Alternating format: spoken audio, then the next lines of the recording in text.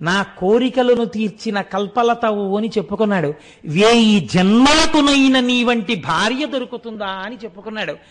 అలాంటి హరిశ్చంద్రుడు తన చేతి కత్తితో తానే చంపేస్తున్నాడు భార్యని.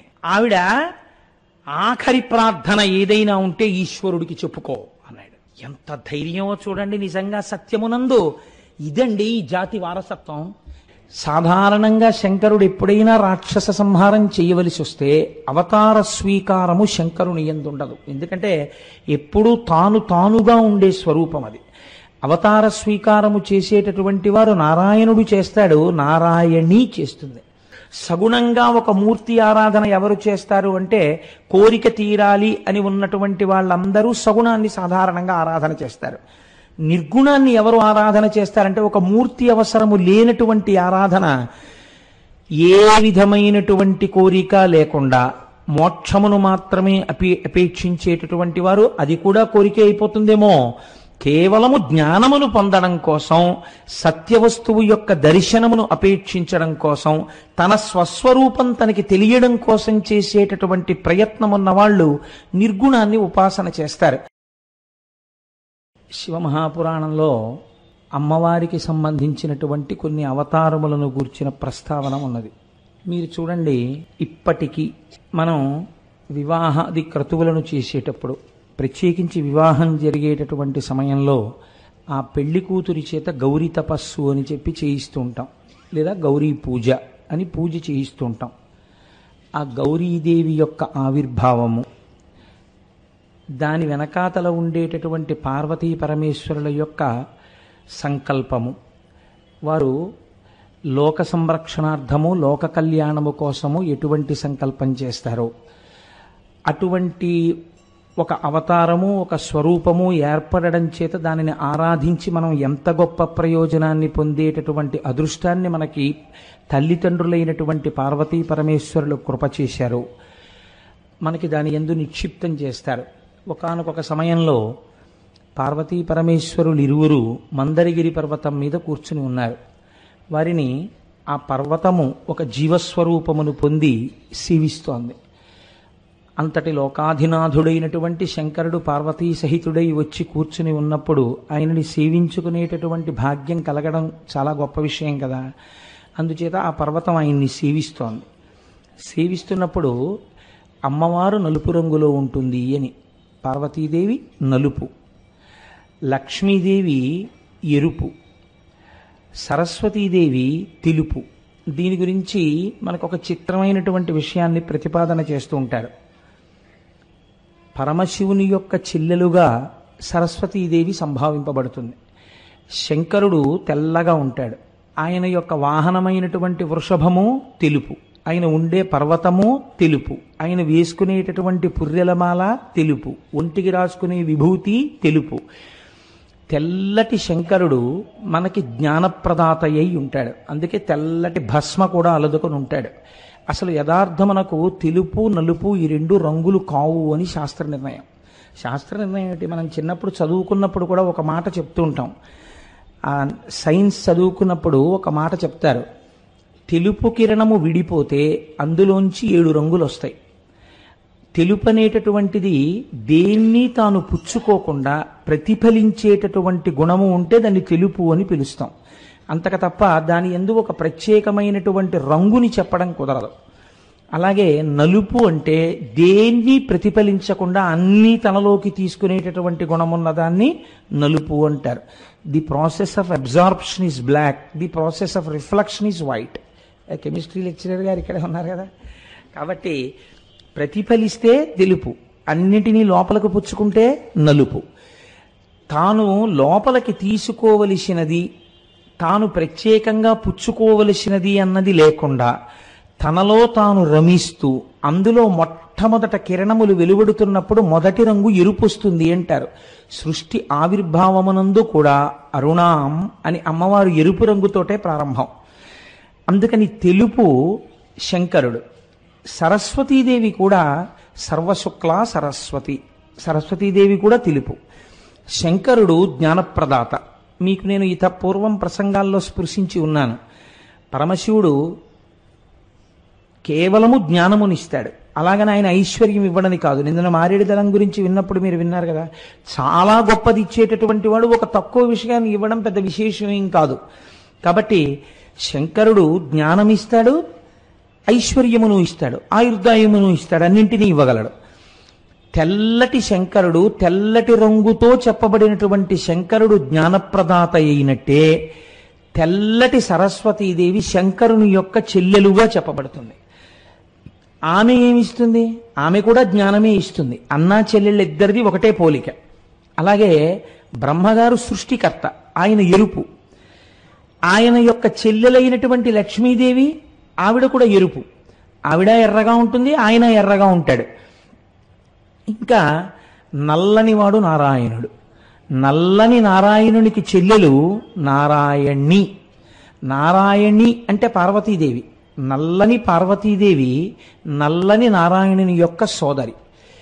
సాధారణంగా శంకరుడు ఎప్పుడైనా రాక్షస సంహారం చేయవలసి వస్తే అవతార స్వీకారము శంకరుని యందు ఉండదు. ఎందుకంటే ఎప్పుడూ తానుగా ఉండే స్వరూపం అది. అవతార స్వీకారము చేసేటటువంటి వారు నారాయణుడు చేస్తాడు, నారాయణి చేస్తుంది.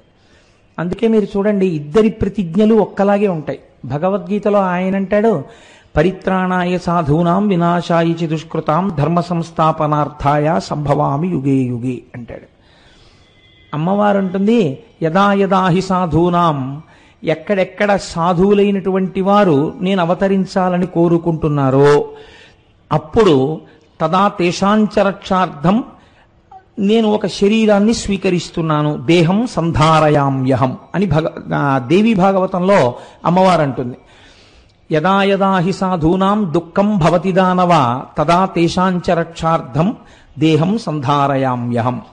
ఎప్పుడెప్పుడు సాధువులైనటువంటి వారికి ఇబ్బంది కలుగుతోందో, ఎప్పుడెప్పుడు నేను ధర్మ ప్రతిష్టాపన కోసమని రాక్షస సంహారం చెయ్యడానికి ఒక అవతారాన్ని స్వీకరించవలసి వచ్చిందో అప్పుడు నేను ఒక కొత్త అవతారాన్ని స్వీకరించి ధర్మ సంస్థాపన చేసి రాక్షస సంహారం చేస్తానన్నమాట అమ్మవారు అంటుంది. ఆమె రంగులోనే ఉన్నటువంటి పుంస్వరూపమైనటువంటి నారాయణుడు అంటాడు. అసలు యథార్థమునకు శాస్త్రం ఏముంటుందంటే, నారాయణుడు నారాయణి అని కాదు, నారాయణుడు పుంస్వరూపముగా ఉంటే, మీకు పురుష స్వరూపంతో కనపడితే నారాయణుడు, అందుకే ఆయన అలంకార ప్రియుడు. నారాయణి స్త్రీ రూపంలో ఉంటే ఆమె కూడా అలంకార ప్రియురాలు. సహజంగా స్త్రీ అలంకార ప్రియురాలు అమ్మవారు, అందున మహాపతివ్రత, అందుచేత ఆవిడ కూడా అలంకారమును స్వీకరిస్తుంది. అభిషేక ప్రియుడు శంకరుడు. ఎందుకంటే మహాజ్ఞానము కలిగినటువంటి వాడు, ఆయనే జ్ఞాని, వేరొకరికి జ్ఞానమును ఇయ్యగలిగినటువంటి వాడు. అందుకని ఎప్పుడు తనలో తాను రమిస్తూ ఉంటాడు. మీరు ఇప్పుడు శివాష్టోత్తరం చెప్పేటప్పుడు ప్రార్థనా శ్లోకంలో అంటారు కదా, ధవళవపుషం ఇందోర్మండలే సన్నివిష్టం భుజగ బలయహారం భస్మ దిగ్ధాంగమీశం మృగయ పరశుపాణిం చారు చంద్రార్ధమౌళిం హృదయ కమల మధ్యే సంతతం చింతయామి. తనలో తాను రమించేటటువంటి స్వరూపమున్నటువంటి వాడు శంకరుడు. కాబట్టి ఈ పొందిక, ఈ అమరిక చాలా గమ్మత్తుగా ఉంటుంది.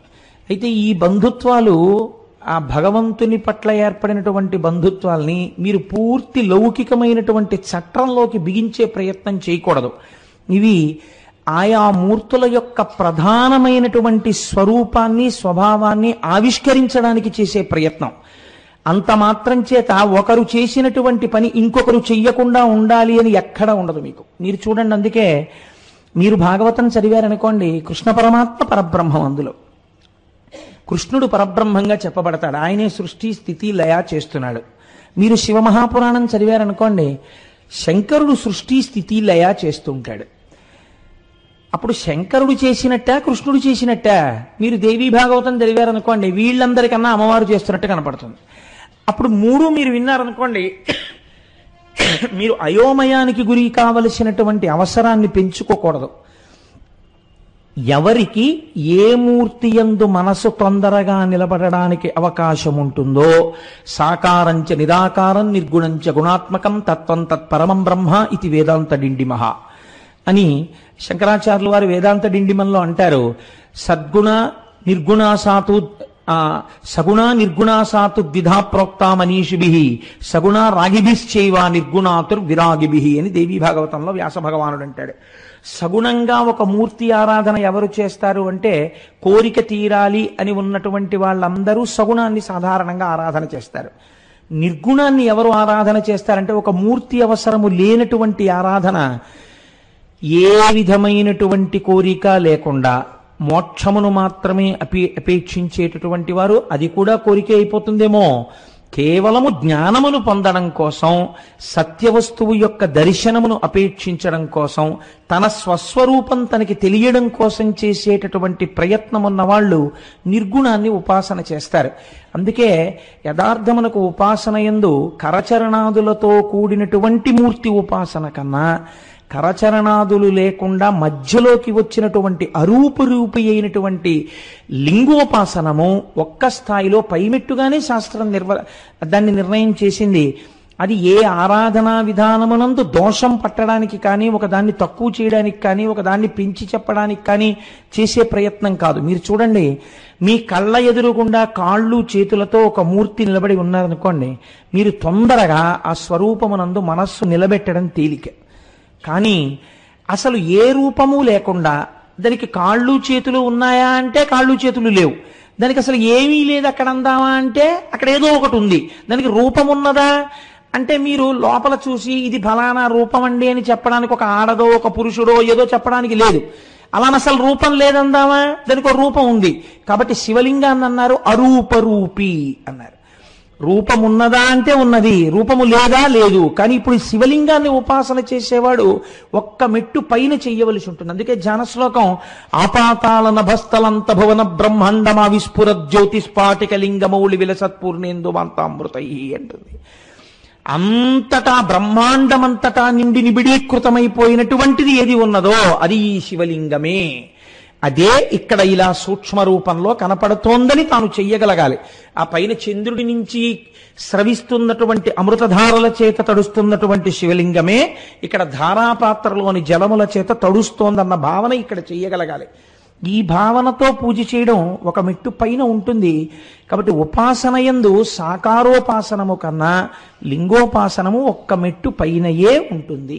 అందులో అలా చెప్పడంలో ఒక పక్షపాతంతో చెప్పడం కానీ, లేకపోతే ఒక ఉపాసన తక్కువ చేయడం కానీ ఉండదు. పెద్దలైన వారు చాలా విశాల హృదయము కలిగినటువంటి ప్రాజ్ఞులు ఎంత గొప్పగా మాట్లాడారంటే, అసలు ఇది తక్కువ అది తక్కువ అని వాళ్ళు అనలేదు. వాళ్ళు అన్నారు, నీకు కరచరణాదులతో కూడినటువంటి మూర్తి ఉపాసన కరచరణాదులతో లేనటువంటి మూర్తి ఉపాసన చెయ్యడానికి ఆలంబనమవుతుంది అన్నారు. బ్రహ్మచారి స్వామి అయితే ఒక గొప్ప మాట మాట్లాడారండి. 2 శ్రీశైలములు ఉన్నాయన్నారు ఆయన. ఏవి 2 శ్రీశైలములు? శ్రీశైలము, శ్రీ ద్రవిడ భాష యందు తిరు శబ్దంతో సంబోధిస్తారు. శైలము మలై, తిరుమల. కాబట్టి వెంకటాచలము ఒక శ్రీశైలం, ఆ పైన కర్నూలు జిల్లాలో ఉన్నటువంటి శ్రీశైలం ఒక శ్రీశైలం. ఈ క్రింద ఉన్నటువంటి శ్రీశైలంలో ఎవరున్నారు? కరచరణాదులతో ఉన్నటువంటి మూర్తి ఉన్నారు. ఆ పై శ్రీశైలంలో ఎవరున్నారు? కరచరణాదులతో లేనటువంటి మూర్తి ఉన్నారు. కరచరణాదులతో ఉన్న మూర్తి ఉపాసన బాగా చెయ్యగా ఆయన అనుగ్రహము కలిగితే నీవు ఏ ఉపాసనకి చేరగలవు? కరచరణాదులు లేనటువంటి ఉపాసనకి నీవు చేరగలవు. చిట్ట చివరికి ఏ స్థితికి నువ్వు వస్తావు? అసలు నీకు ఎదురుగుండా ఏ వస్తువు నీకు భగవత్ స్వరూపంగా పెట్టుకోవలసిన వేరవసరం ఉండదు. నిన్నటి రోజున మీకు నేను భస్మ గురించి చెప్తూ ఒక మాట చెప్పాను. కన్ను ఎప్పుడు చెప్పినా రెంటిటినే చెప్తుంది, కన్నెప్పుడు ఒక్కటి అని చెప్పదు. ఈ కంటితో మీరు ఏది చూసినా అది వేరు ఇది వేరనే చెప్తుంది. ఆయన ఫలానా అండి నువ్వండి అంటుంది తప్ప ఈ మాంసనేత్రం ఈ 2 ఒకటే అని ఎప్పుడూ ప్రతిపాదన చెయ్యదు. దాని ప్రయోజనం అది కాదు, అలా చెప్పదు కూడా. కానీ జ్ఞాననేత్రం ఒకటి ఉన్నది మనకి లలాటమునందు. ఆ జ్ఞాననేత్రము కాని విచ్చుకుంటే మాంసనేత్రము చేత అనేకముగా చూడబడుతున్నటువంటి వస్తువులు కేవలము ఒక్కటే అనేటటువంటి ఒకటిలోకి ఇవన్నీ వెళ్ళిపోతాయి. ఆ ఒకటిలోకి వెళ్ళడం కోసం ఉపాసన ప్రారంభం కావాలి.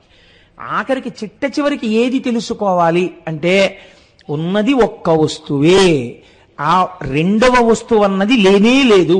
కనుక ఇప్పుడు నేను దేనికి భయపడాలి? అసలు నన్ను ఏమైనా చేయడానికి రెండోది లేదు, ఉన్నది ఒక్కటే. ఇది బాగా తెలుసుకోవడమే నమచ్చోరాయచ శిష్ప్యాయచ భేన్యాయచ సికత్యాయచ ప్రవాహ్యాయచ విద్యుత్యాయచ మేఘ్యాయచ ఏది కనపడినా అంతటా పరమేశ్వరుడే. నేను మీకు తరచూ ఒక ఉపమానం చెప్తుంటాను. రామకృష్ణ పరమహంస దగ్గరికి వచ్చి వివేకానందుడు భగవంతుడున్నాడు, భగవంతుడున్నాడు, భగవంతుడున్నాడని ఎంత నోరు కొట్టుకుని చెప్పినా లేడు లేడు లేడని వాదించేటటువంటి ఈ మూర్ఖుడు యందు కూడా భగవానుడున్నాడా అని అడిగారు. అడిగితే రామకృష్ణ పరమహంస అన్నారు, భగవంతుడు లేడు లేడన్నవాని యందు భగవంతుడు లేడని అనకు, అలా అన్నటువంటి మూర్ఖుడు మూర్ఖనారాయణుడని పిలువు. ఎంత గొప్ప మాట అండి. అనుభవించినటువంటి వారి నోటి వెంట వచ్చినటువంటి మాటలు, దర్శనము చేసినటువంటి వారు, దాని లోతులలోకెళ్ళి అనుభవించినటువంటి వారు, వారు జనులను ఉద్ధరించడం కోసమని వారు పలికేటటువంటి మాటలు వెన్ను తట్టి ఉపాసనని ప్రోత్సహించేవిగా ఉంటాయి. అందుకే ఒక రామకృష్ణ పరమహంస మాట్లాడితే అంత అందంగా ఉంటుంది, ఒక వివేకానందుడు మాట్లాడితే అంత అందంగా ఉంటుంది, ఒక చంద్రశేఖర పరమాచార్య స్వామి మాట్లాడితే అంత అందంగా ఉంటుంది, ఒక భగవాన్ రమణులు మాట్లాడితే అంత అందంగా ఉంటుంది. మీకు నేను ఒక ఉదాహరణ చెప్తాను. భగవాన్ రమణులు తన ఆశ్రమంలో కూర్చుని ఉన్నారు. చంద్రశేఖర పరమాచార్య స్వామి వారు తిరువణ్ణామలై వచ్చారు. తిరువణ్ణామలై వచ్చి ఎంత చంద్రశేఖర పరమాచార్య స్వామి అంతటి మహానుభావుడైనా ఆచరణయందు కించెత్తు కూడా వైక్లభ్యమును ప్రదర్శించని వ్యక్తి. అందుకే అందరూ వచ్చి తనకి నమస్కరిస్తున్నా తన అనుష్ఠానము పోకూడదని ఒరుగంటి పూజ అని ఒక గంట పూజ నియమంగా పెట్టుకున్న వ్యక్తి. చాలా కాలం మౌనంలో ఉండడం అలవాటు చేసుకున్న వ్యక్తి. ఎన్నడూ కూడా శాస్త్ర ప్రమాణం తప్పకుండా అంతఃశౌచ బహిశౌచములకు కట్టుబడే ప్రయత్నం చేసిన వ్యక్తి. 13 సంవత్సరములకు సన్యసిస్తే సత్యదండాన్ని అస్తమానం పట్టుకోవాలన్న విషయం స్ఫురణలో ఉండకపోతే పశుపతి అయ్యర్ గారి దెబ్బలాడితే మీరు ఉత్తరోత్తర బాగా జ్ఞానం సంపాదించిన తర్వాత దెబ్బలాడినందుకు మీకు క్షమార్పణ చెప్పుకుంటానంటే మర్చిపోతానేమోనని ఒక బట్టకి తన ఒంటికి సత్యదండాన్ని కట్టుకున్న వ్యక్తి. అంతటి మహానుభావుడు తిరువణ్ణామలై వస్తే గిరి ప్రదక్షిణానికి వెడుతున్నారు. ఆయన గిరి ప్రదక్షిణానికి వెళ్ళేటప్పుడు గిరి ప్రదక్షిణం మార్గంలోనే రమణ మహర్షి ఆశ్రమం ఉంది. ఆయన వెడుతుంటే రమణ మహర్షి ఆశ్రమంలో భగవానుల దగ్గర ఎప్పుడూ ఆయన నోరు విప్పితే చాలు ఆ ముత్యాలు ఏరుకుందామని కూర్చునేటటువంటి వారు రమణులతో ఒక మాట అన్నారు. అయా, చంద్రశేఖర పరమాచార్య స్వామి వారు ఇవాళ ఇలా ప్రదక్షిణానికి వెడుతున్నారట. వారు ఏ 9 గంటలకో ఇలా వెడతారు, ఉదయం బయలుదేరారు కాబట్టి బయటికి వెళ్ళి నిలబడి ఒక్కసారి మేమందరం నమస్కరిస్తాం, మీరు కూడా వస్తారా అన్నారు. అంటే ఏ స్థాయి యందు, నేను అదే మీకు మొన్నటి రోజున చెప్పింది, ఒక చెరుకు కర్రని పట్టుకెళ్ళి కత్తితో నరికినా, పంటి మధ్య పెట్టి నలిపినా, మరలో పెట్టి తిప్పినా దానికి తీపి ఇవ్వడమే తెలుసు తప్ప చేదు ఇవ్వడం దానికి తెలియదు. రమణులు చెప్పినటువంటి జవాబు వింటే మనం ఆశ్చర్యపోతాం. ఆయన అన్నారు, చంద్రశేఖర పరమాచార్య స్వామి అనబడేటటువంటి వారొకరు వేరుగా ఉన్నారా?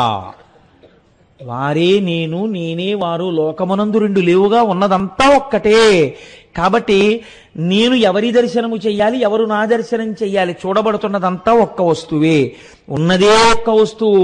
కాబట్టి నా దృష్టిలో ఎప్పుడూ చంద్రశేఖరులు వేరుగా లేరు. వేరుగా లేని వస్తువుని నేను దర్శనానికి రావడం ఏమిటి అన్నారు. ఎప్పుడూ అజ్ఞానమే. మొన్న మీకు చెప్పాను కదండి, శరీరం పడిపోతున్నప్పుడు కూడా అదే స్థాయి. అది బుకిష్ నాలెడ్జ్ కాదు, అది నాలా ఏవో 2 పుస్తకాలు చదువుకుని వచ్చి చెప్పినటువంటి జ్ఞానం కాదది. అవి అమృతపు బిందువులవి. అవి వాళ్ళు తాము అనుభవించవలసిన వస్తువుని అనుభవించిన తరువాత వాళ్ళు చెప్పినటువంటి మాటలు. కాబట్టి దానికి ప్రిపరేషన్స్ ఉండవు. అది ఎప్పుడూ అలాంటి మాటలే పలుకుతుంది. కాబట్టి మనం ఎప్పుడు ఉపాసన చేసినా మన ఉపాసన యొక్క తుట్టతుడ ప్రయోజనమేమి అంటే బ్రహ్మమును తెలుసుకొని ఒకటిగా ఉండిపోవుట. ఆ ఒకటి అయిపోవడం కోసమే ఈ ఆరాటాలన్నీ, ఈ ఉపాసనలన్నీ. అది పక్కన పెట్టి ఇంకా దేని కొరకు చేసినా మనుష్య జన్మ యొక్క ప్రయోజనం తక్కువగా ఉంటుంది. చేసినటువంటి ఉపాసన ఉత్తినే పోదు, ఎప్పుడో అప్పుడు రక్షించి తీరుతుంది. ఇప్పుడు మీరు ఈ కోణంలో అవతరించండి. పార్వతీదేవి నిజంగా అన్ని అవతారాలు ఉంటాయా, అన్ని మూర్తులు ఉంటాయా అంటే పైకి చెప్పినప్పుడు అన్ని మూర్తులు ఉంటాయి, అందులో మీరు దోషాన్ని పట్టుకోవలసిన అవసరం ఏమి ఉండదు. కానీ మీరు ఎప్పుడు ఒక కోణంలో పరిశీలనం చేయడం ప్రారంభించాలి. కామాక్షీచరణ కామాక్షీచరణ ప్రసాదము అని పరమాచార్య ఒక మాట చెప్తుండేవారు. అలా అక్కడికి వెళ్ళి ఒక బ్రాహ్మణుడు సంధ్యావందనం చేసుకున్నప్పుడు ఆయన ధ్యానము చేస్తున్నటువంటి గాయత్రి, ఒక కామాక్షి అమ్మవారి గుళ్ళో ఉన్నటువంటి కామాక్షి, కంచి కామకోటి పీఠంలో ఉన్నటువంటి కామకోటి పరాదేవత, నేను ఒక దేవాలయానికి వెళ్ళి అర్చన చేసినప్పుడు ఉన్నటువంటి రాజరాజేశ్వరి, ఒక తాటి చెట్టు కింద పెట్టబడినటువంటి ఒక గ్రామదేవత, ఎప్పుడూ మా ఊరిని కాపాడుతుంది అని చెప్పి రక్షించేటటువంటి పోలేరమ్మ, ఏమీ తెలియనటువంటి వాళ్ళు మా ఊళ్ళో మమ్మల్ని అందరినీ పిల్లల్ని చేసుకుని పరిపాలించేటటువంటి తల్లి, అందుకని మా అందరినీ కాపాడేటటువంటి తల్లి పెద్దింటమ్మ అన్న, పోతనగా రమ్మల గన్నయమ్మ ముగురమ్మల మూలపుటమ్మ చాలా పెద్దమ్మ సురారులమ్మ కడుపారడి బుచ్చినయమ్మ దుర్గమాయమ్మ అన్న, నా దృష్టిలో ఈ అమ్మలందరూ ఒక్క అమ్మయే అనేవారు. ఇది లోపల ఏర్పడవలసినటువంటి భావన. లేకపోతే ఒక వెర్రి ముదిరినట్టు ముదురుతుంది. గుళ్ళో కడితే ఈవిడ రూపం ఏదో కొద్ది కొద్దిగా తేడాలు ఉండొచ్చు, దానివల్ల కొద్ది కొద్దిగా ఉపాసన యందు భేదములు ఏర్పడవచ్చు. తత్వతః ఉన్నదొక్క వస్తువే, ఒక్క వస్తువే, ఒక్క వస్తువే అన్న భావన కలగకపోతే విశ్వం పశ్యతి కార్యకారణతయా స్వస్వామి సంబంధతః శిష్యాచార్యతవా తథైవ పితృపుత్రాత్మనాభేతతః స్వప్నే జాగ్రతివా యేష పురుషో మాయా పరిభ్రామితః అంటారు శంకరాచార్యులు వారి దక్షిణామూర్తి స్తోత్రంలో. దానికి అర్థం పర్థం లేకుండా వెళ్ళిపోతుంది. ఇది చిట్ట చివరికి ఏమవుతుందంటే, మీ మతంలో 33 కోట్ల మంది దేవతలు, ఏం ఒక దేవత చాలడా, ఎందుకంటే ఇంతమంది దేవతలను అడిగేటటువంటి రోజు, అటువంటి విమర్శ ఎక్కువ అవడానికి ప్రారంభమవుతుంది తప్ప, ఎవరు ఏ మనస్సుతో ఎటువంటి మూర్తిని చూడాలని కోరుకుంటున్నారో, లేదా అజాయమానో బహుధా విజాయతే అంటుంది శృతి, లోకమును రక్షించడానికి, ఒక ప్రత్యేక ప్రయోజనము నెరవేర్చడానికి ఒక రూపమును పొందవలసిన అవసరము లేనటువంటి పరమాత్మ తనంత తాను ఒక రూపమును స్వీకరించడం ఈశ్వరుని యొక్క హద్దు లేనటువంటి దయ యొక్క పరాకాష్ఠ అన్న భావనతో మీరు విచారణ చేసినప్పుడు పొందేటటువంటి అమృతం వేరు. అలా కాకుండా ఏదో మూర్తుల యందు భేదమును చూసి అన్నిటి యందు తలో రకంగా భావన చేస్తూ అన్నిటి యందు తలొక రకమైన సిద్ధాంతాన్ని ప్రవేశపెట్టుకుంటే కలిగేటటువంటి ప్రయోజనం అంతగా ఉంటుందని పరమాచార్య స్వామంతటి వారు విశ్వసించి చెప్పలేదు. కాబట్టి మనం కూడా అటువంటి ప్రయత్నంలో, అటువంటి నేపథ్యంలో ఇవాళ మీకు నేను చెప్పబోయేటటువంటి విషయాన్ని అవధరించేటటువంటి ప్రయత్నం చెయ్యండి. కాబట్టి ఇప్పుడు ఇన్ని రూపాలుగా ఉన్నాయి ఎవరా తల్లి? ఒక్కరే ఆ అమ్మ. కనుక ఒకనాడు ఒక లీలా విలాసాన్ని అమ్మవారు చూపించింది. లేదు లేదు, శంకరుడు చూపించాడు. వాళ్ళిద్దరు కారుగా, ఇద్దరుగా కనపడేటటువంటి ఒకటి కారు. కారు యొక్క హార్స్ పవర్ వేరు కాదు కదా. మీరు కారు ఎక్కి కూర్చున్నారనుకోండి, ఇప్పుడు కారు నడుపుతోందా, కారు హార్స్ పవర్ నడుపుతోందా అంటే మీరు దాన్ని బాగా విచారణ చేసి చూస్తే హార్స్ పవరే నడుపుతోంది, శక్తి నడుపుతోంది, కాదంటలేదు. కానీ ఆ హార్స్ పవర్ దేన్ని ఆశ్రయించింది? కారును ఆశ్రయించి ఉండాలి, ఇంజిన్ని. అలా ఆశ్రయించి ఉండకపోతే, అది ఆ శక్తి కారుని ఆశ్రయించి ఉండకపోతే మీకు నిరుపయోగం. అది అప్పుడు ఆ కారుకు పనికిరాదు. శక్తి వేరుగా కారు వేరుగా ఉన్నాయనుకోండి, అప్పుడు మీకు ఏమిటి ఉపయోగం? దానివల్ల ఉండదు. రెండు కలిసే ఉంటాయి. కాబట్టి కలిసి ఉన్న వస్తువుని అసలు మీరు విడదీసి చూడడం అన్నది కుదరనే కుదరదు. శక్త్యా లోభయితుం నాహం ఐశ్వర్యేణ ధనేన వా అనన్యే రాఘవేణాహం భాస్కరేణ ప్రభాయద అంది సీతమ్మతల్లి సుందరకాండలో. అసలు రెండొక్కడున్నాయిరా, నీ మోహం ఉన్నది ఒక్కటే, పిచ్చాడా నీకు కనబడుతోంది అధముడివి. మళ్ళీ తెచ్చి మళ్ళీ పుట్టవలసిన అవసరం ఉన్నవాడివి కాబట్టి నీకు రెండు కనబడుతుంటాయి. రాముడున్నాడు, సీతమ్మ ఉంది అనుకుంటున్నావు. నాకు రెండు లేవు ప్రపంచంలో, ఒక్కటే ఉంది, రాముడు సీతమ్మ ఒకటే.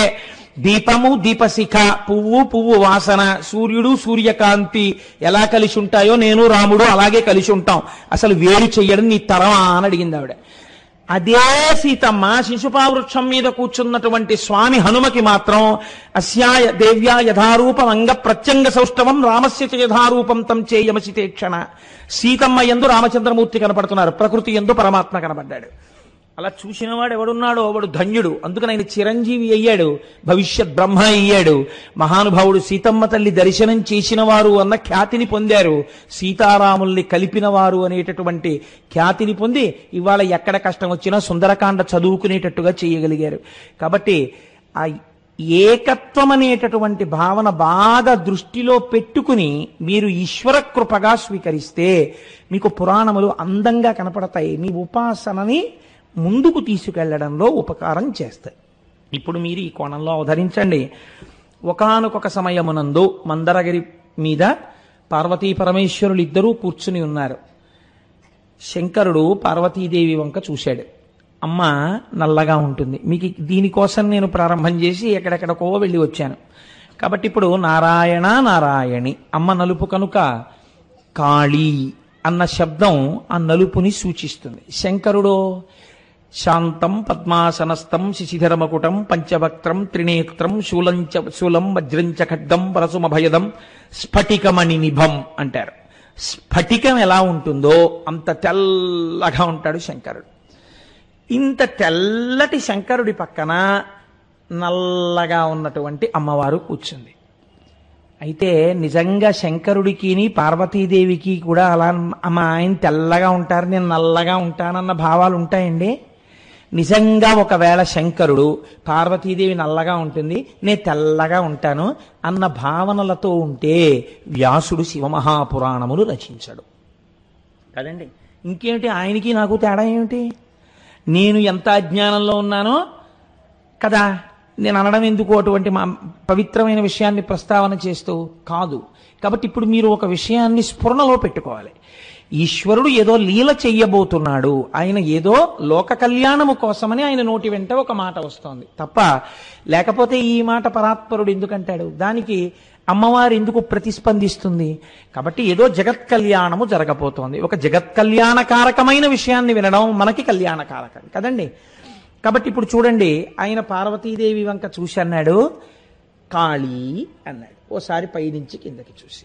ఇది ఈ అనడం పూర్వం పిలిచినట్టు లేదు, కొద్దిగా ఏదో ఎత్తి పొడిచినట్టుగా ఉంది. కాళీ అంటే ఓ నల్లపిల్ల అని పిలిచినట్టు అనిపించింది. వెంటనే ఆవిడ ముఖం ఎర్రగా అయిపోయి కన్నులంబట ఇలా బాష్పధారలు కారిపోతుంటే అమ్మవారు గభాలన కిందకి దిగింది. అమ్మవారు ఏడవలసిన అవసరం ఏమిటండి? నిజంగా ఏడుస్తుందా? ఇదంతా ఒక పెద్ద లీల, మీరు చిట్ట చివర వింటారు దాని గురించి. ఆవిడ దిగి అంది, మగనికి ప్రీతి లేని ఎలమానిని జవ్వనమేని జల్వమేనగువనిగాయు వెన్నెలటు అక్కట ఎట్టి సుఖంబులేవియున్ మగువలకింపునర్వవిక మంచిగ కాంతుడు గరవించకే వెగటుగొనంగా నిక్కముగ వెక్కసమౌ తనువించి చూడగాన్. ఆవిడ ఒక గొప్ప సత్యాన్ని ఆవిష్కరిస్తోంది. ఎన్ని సుఖాలైనా లోకమునందు ఉండవచ్చు, ఎన్ని భోగములైనా ఉండవచ్చు, తాను ఇంట్లో ఎన్ని సుఖాలనైనా పొందుతూ ఉండవచ్చు, కానీ ఈ శరీరమునందు నా భర్తకు ప్రీతి లేదు. ఏ కారణము చేతనో ఆయన నన్ను చూడగానే, నన్నంటే ఆవిడ అంత అమాయకంగా శరీరాన్ని నన్ను అనదుగా, ఒక సత్యాన్ని ఆవిష్కరిస్తోంది. శరీరముల వలన ఒండరులకు ప్రీతి కలగడం చాలా సహజం. వివాహంలో మంత్రాలు కూడా దాన్ని ఆవిష్కరించే. ఒకచో మా ఇద్దరికి అటువంటి పరస్పర ప్రీతి అధికమగుగాక, ఆమె సౌందర్యము నిలబడుగాక అని కొన్ని చోట్ల మంత్రాలు ఉన్నాయి వివాహ ప్రకరణంలో. కాబట్టి భర్తకి ప్రీతి చేయలేనటువంటి సౌందర్యము ఈ శరీరమునందు లేనప్పుడు, ఆయన చూపులకు ఇది అందముగా కనపడనప్పుడు, ఆయన మనస్సుని సంతోషపెట్టలేనప్పుడు, ఒక కాంత అటువంటి శరీరాన్ని పొంది ఉండడంలో ఎంత బాధపడుతుందోనయ్యా. ఇప్పుడు నేను ఏం చేస్తున్నానని నా గురించి స్తోత్రం చేసినా, నేను కైలాసంలోనే ఉన్నా, మణిద్వీపంలోనే ఉన్నా, నేను ఎంత తిరుగుతున్నా, నన్ను ఎంతమంది సేవిస్తున్నా, నన్ను ఎంతమంది శ్రీమాత అని పిలుస్తున్నా, మా వారికి మాత్రం నన్ను చూసేటప్పటికి ముఖం చిట్లించుకుంటారు, కాళీ అంటారు అన్న భావన నాకు కలగగానే నిక్కముగ వెక్కసమౌ తనువించి చూడగాన్, నాకు ఈ శరీరం మీద ఎక్కసం కలుగుతోందయా అందావిడ. అంటే ఇప్పుడు ఆమె ఏ కారణం చేతనైనా ఎవరి ప్రీతిని కోరుకుంటుంది?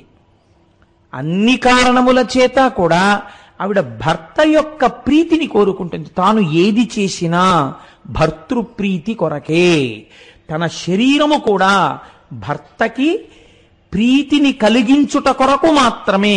ఇది మహాపతివ్రత. అందుకే శంకరాచార్యుల వారంతటి వారు సౌందర్యలహరి ప్రారంభం చేస్తే అమ్మవారి నామంతో మొదలు పెట్టలేదు. శివశక్తి ఆయుక్తో, ఆయన పేరెత్తకుండా మొదలెడితే అమ్మవారు ముఖం చిట్లించుకుంటుందని ప్రాజ్ఞులు కనుక, శంకరులకు తెలుసు కనుక, మహానుభావుడు కనుక భర్త పేరుతోనే మొదలెట్టారు. లోపల భావం ఏదైనా కానివ్వండి, తర్వాత అమ్మగారి గురించి గొప్పగా చెప్పినా ముందు మాట్లాడడం మాత్రం ఆయనతోనే ప్రారంభం. శివ అంటున్నాం, ఆయన పేరు చెప్తే ఆవిడ సంతోషిస్తుంది.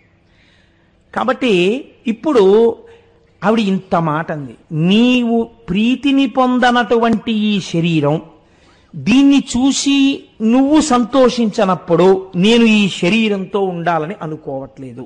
ఇది చాలా పెద్ద మాట. ఇంత శంకరుడు కంగారు పడవలసినటువంటి మాట అని ఆవిడంది.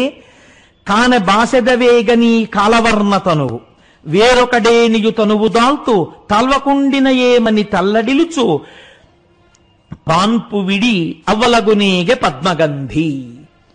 ఈ నల్లటి శరీరాన్ని నేను వదిలిపెట్టేస్తాను. ఎటువంటి రంగుతో ఉన్న శరీరమైతే నీ మనస్సు సంతోషిస్తుందని నేను అనుకుంటున్నానో అటువంటి శరీరాన్ని పొందుతాను. ఇక్కడ మీరు ఒక్క మాట ఆలోచించండి జాగ్రత్తగా. కాళీ అన్నాడు ఆయన. కాళీ అంటే నల్లగా ఉన్నావు, సరే, నల్లటి శరీరాన్ని వదిలేస్తుందండి. ఏ రంగు ఆయన కావాలని అడిగాడు? ఆయన ఏం అడిగాడా? నువ్వు తెల్లగా ఉంటే బాగుండేది అందుకన్నాను అన్నాడా? పోనీ లేకపోతే నువ్వు ఎర్రగా ఉంటే బాగుండేది అని అన్నాడా శంకరుడు? నువ్వు పచ్చగా ఉంటే బాగుండేది అని అన్నాడా శంకరుడు? ఆయన ఏం అనలేదు. ఆయన ఏం అనలేదంటే ఆయనకు ఆ నలుపు రంగు గురించి కూడా అసలు లెక్కలేదు.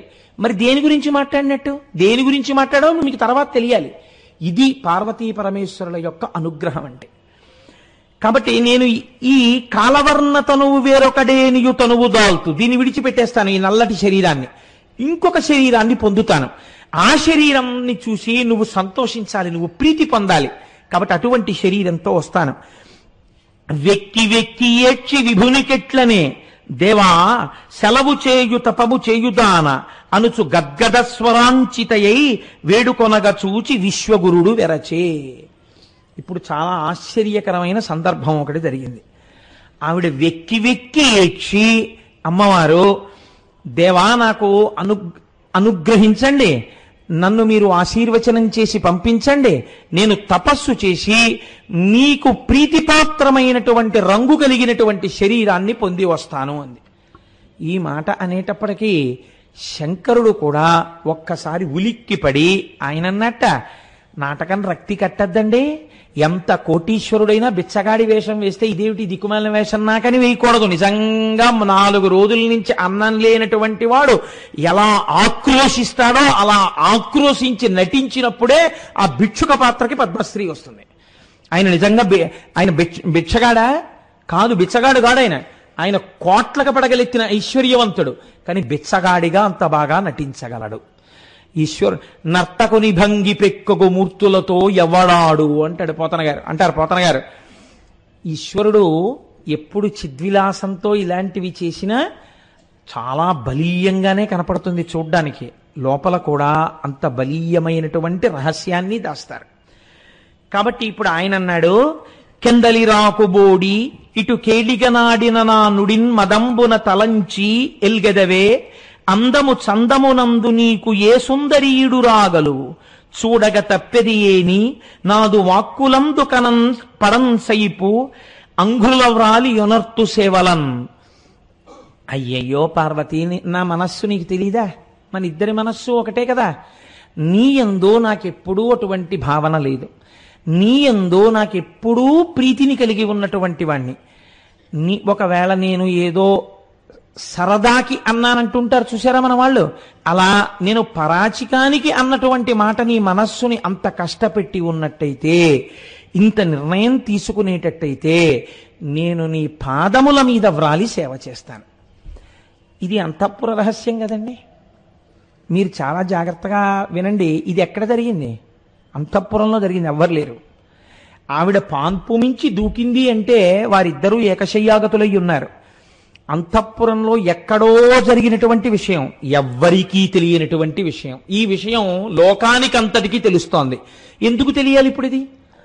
మృషాకృత్వా గోత్రస్ఖలన మధవై లక్ష్య సమితం లలాటే అని శంకరాచార్యులు వారు సౌందర్యలహరిలో శ్లోకం చేశారు. లోపల దాచిపెట్టిన యోగ రహస్యం వేరనుకోండి, ఏదో గోత్రస్ఖలనం చేశాడని పూచెండు లాంటి పాదంతో అమ్మవారు పరమశివుని యొక్క లలాటం మీద ఒక్క తన్నుదన్నింది అన్నారు. అంతఃపుర రహస్యం శంకరాచార్యులు వారు సౌందర్యలహరిలో చెప్పినట్టు వ్యాస మహర్షి ఇక్కడ చెప్పేస్తున్నారు.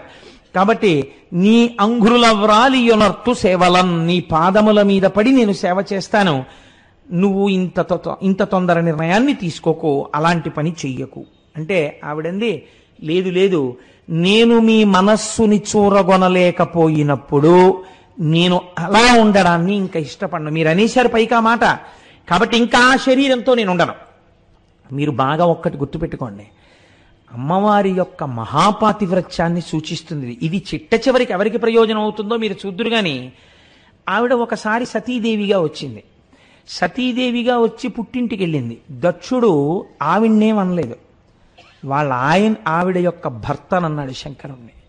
ఆవిడ దేహత్యాగం చేసేసింది. శంకరుడి నింద విన్నాను కనుక నేను ఈ శరీరంతో ఉండను అని శరీరం వదిలిపెట్టింది. మళ్ళీ ఆవిడ హిమవంతుడికి కుమార్తెగా పుట్టి గొప్ప తపస్సు చేసింది. తపస్సు చేసి పార్వతి అయి పర్వతరాజ పుత్రి అయి పరమశివుడికి ఇల్లాలైంది. ఆవిడ ఎప్పుడు గెలుచుకున్నా అంత తేలిగ్గా పొందిన స్థానం కాదు, ఎంత తపించి పొందిందో. అయితే ఒకటి, ఆవిడ ఎంత తప్పించిందో శంకరుడు కూడా అంత తప్పించాడు ఆవిడ కోసం. తత్వం తెలిసిన వారు అలా మాట్లాడారు తప్ప తేలిక భావాలతో మాట్లాడలేదు. కళాభ్యాం చూడాలంకృత శశికళాభ్యాం నిజ తపత్ఫలాభ్యాం అన్నారు శంకరాచార్యుల వారు. ఒకరి తపస్సులకు ఒకరు ఫలమై ఉన్నారు అన్నారు తప్ప ఈవిడ తపస్సు చేసి ఆయన పొందింది ఆయన గొప్ప అనలేదు, లేకపోతే ఆయన తపస్సు చేస్తే ఈవిడ దొరికింది ఈవిడ గొప్ప అనలేదు. ఇద్దరు ఒకరి తపస్సులకు ఒకరు ఫలము అన్నారు. తగునీ చక్రి విదర్భరాజసుతకు తజ్జంబు వైదర్భయుం తగునీ చక్రికి ఇంత మంచిదగునే దాంపత్యమీ ఇద్దరింతగులంగట్టిన బ్రహ్మ నిర్పరిగదా దర్పాహతారాతి అయి. బ్రహ్మము శక్తి రెండింటి గురించి మాట్లాడినప్పుడు అలా మాట్లాడారు పెద్దలైన వాళ్ళందరూ కూడా. కాబట్టి చూడండి, ఇప్పుడు ఆవిడ మళ్ళీ ఇంకొకసారి తపస్సుకి బయలుదేరింది. ఇప్పుడు ఎందుకు బయలుదేరింది? ఇప్పుడు తండ్రి అని లేదు, ఆయనే అన్నాడు మాట. నల్లనిదానా అన్న చిన్న మాటకి ఆ రంగు పోవడం కోసమని, లేదా ఆ రంగున్న శరీరాన్ని వదిలిపెట్టడానికి వెడుతోంది. వెళ్ళి ఆవిడ ఒక గొప్ప తపస్సు చెయ్యాలని కూర్చుంది. ఎవరి గురించి తపిస్తుంది ఆవిడ? ఇప్పుడు ఎవరు సమస్త లోకములకు సృష్టికర్తో, ఎవరు స్థితికర్తో, ఎవరు ప్రళయకర్తో, 3 రూపములకు 3 కాలములకు 3 లోకములకు మూలమగుచు భేదమగుచు తుది కభేదమయ్యొప్పారు బ్రహ్మమనగ నీవే ఫలనయమ అంటారు పోతన గారు. ఒక్కడు 3గా మారి 3 క్రియలను చేసేటటువంటి ఒక్క పరబ్రహ్మం ఏదుందో ఆ పరబ్రహ్మము యొక్క శక్తి ఆవిడే. కాబట్టి ఆవిడ పరబ్రహ్మం. కాబట్టి ఇప్పుడు ఆవిడ ఎవరి గురించి తపస్సు చేయాలి? ఇప్పుడు మీరు చూడండి, ఇప్పుడు ఆవిడే నిజానికి తపస్సు కూర్చుందనుకోండి, ఎవరైనా నిజంగా ఏమిటమ్మా ఇలా కూర్చున్నావు, నీ కోరిక ఏమిటని అడగడానికి వస్తే వాడితో ఆవిడకు ఉండేటటువంటి బంధుత్వం రకరకాలుగా వచ్చేస్తుంది. ఎందుకు వస్తుంది?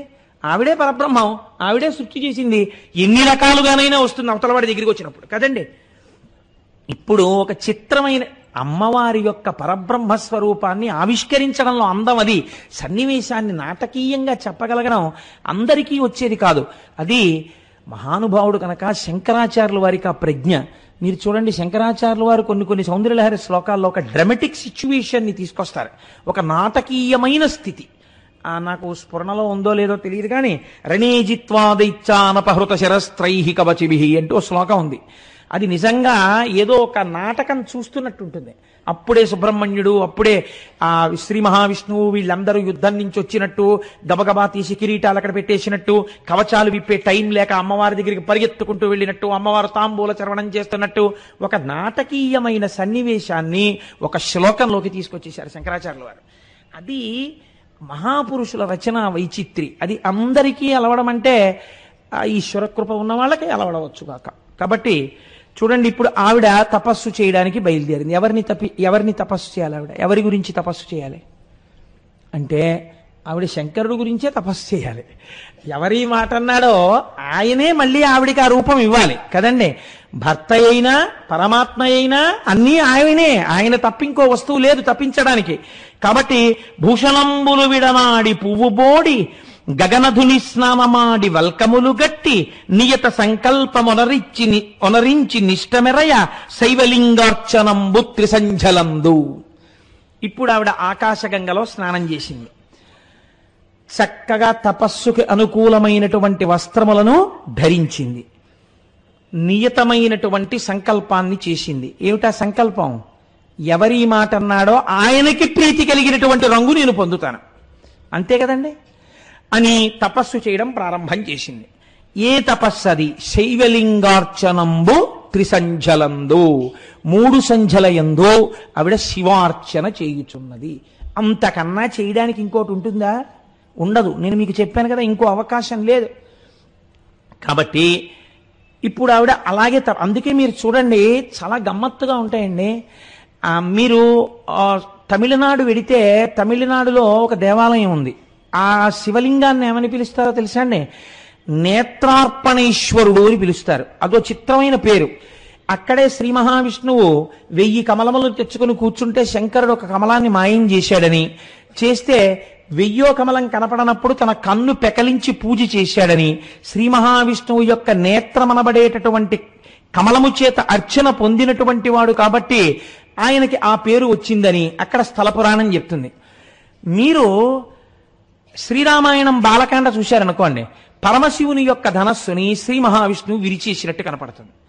మీరు పరమశివుని యొక్క లీలామూర్తుల్ని చూశారనుకోండి, శ్రీమన్నారాయణుడు తపస్సు చేసి చేసి చేసి చేసి శంకరుని యొక్క శరీరంలో అర్ధభాగాన్ని పొందినట్టు కనబడుతుంది. దూర్జటైతే దెప్పి పొడిచాడు కూడా. వన్నే ఏనుగుతోలు దుప్పటము, బువా కాలకూటంబు, చేగిన్నే బ్రహ్మకపాలముగ్రమగు భోగే కంఠహారంబు, నిన్నీలాగున నుండియున్ తెలిసియున్ నీపాద మూలంబునం చేర్చన్ నారాయణుడిట్లు మానసమునం శ్రీకాళహస్తీశ్వర అని అడిగాడు. ఏమిటయా ఇది వినడానికి చాలా విచిత్రంగా ఉంది.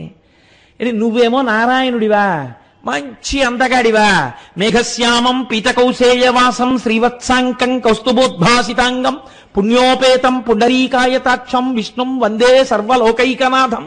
ఇంత అందగాడివి నువ్వేమో ఆయన శరీరంలో సగభాగం కోరి తపస్సు చేశావా? ఏముందని తపస్సు చేశావా? నీకన్నా అందం అక్కడ ఏముంది శివుడి దగ్గర? వన్నే ఏనుగుతోలు దుప్పటము, ఓ ఏనుగుతోలోటి కట్టు కూర్చుంటాడు.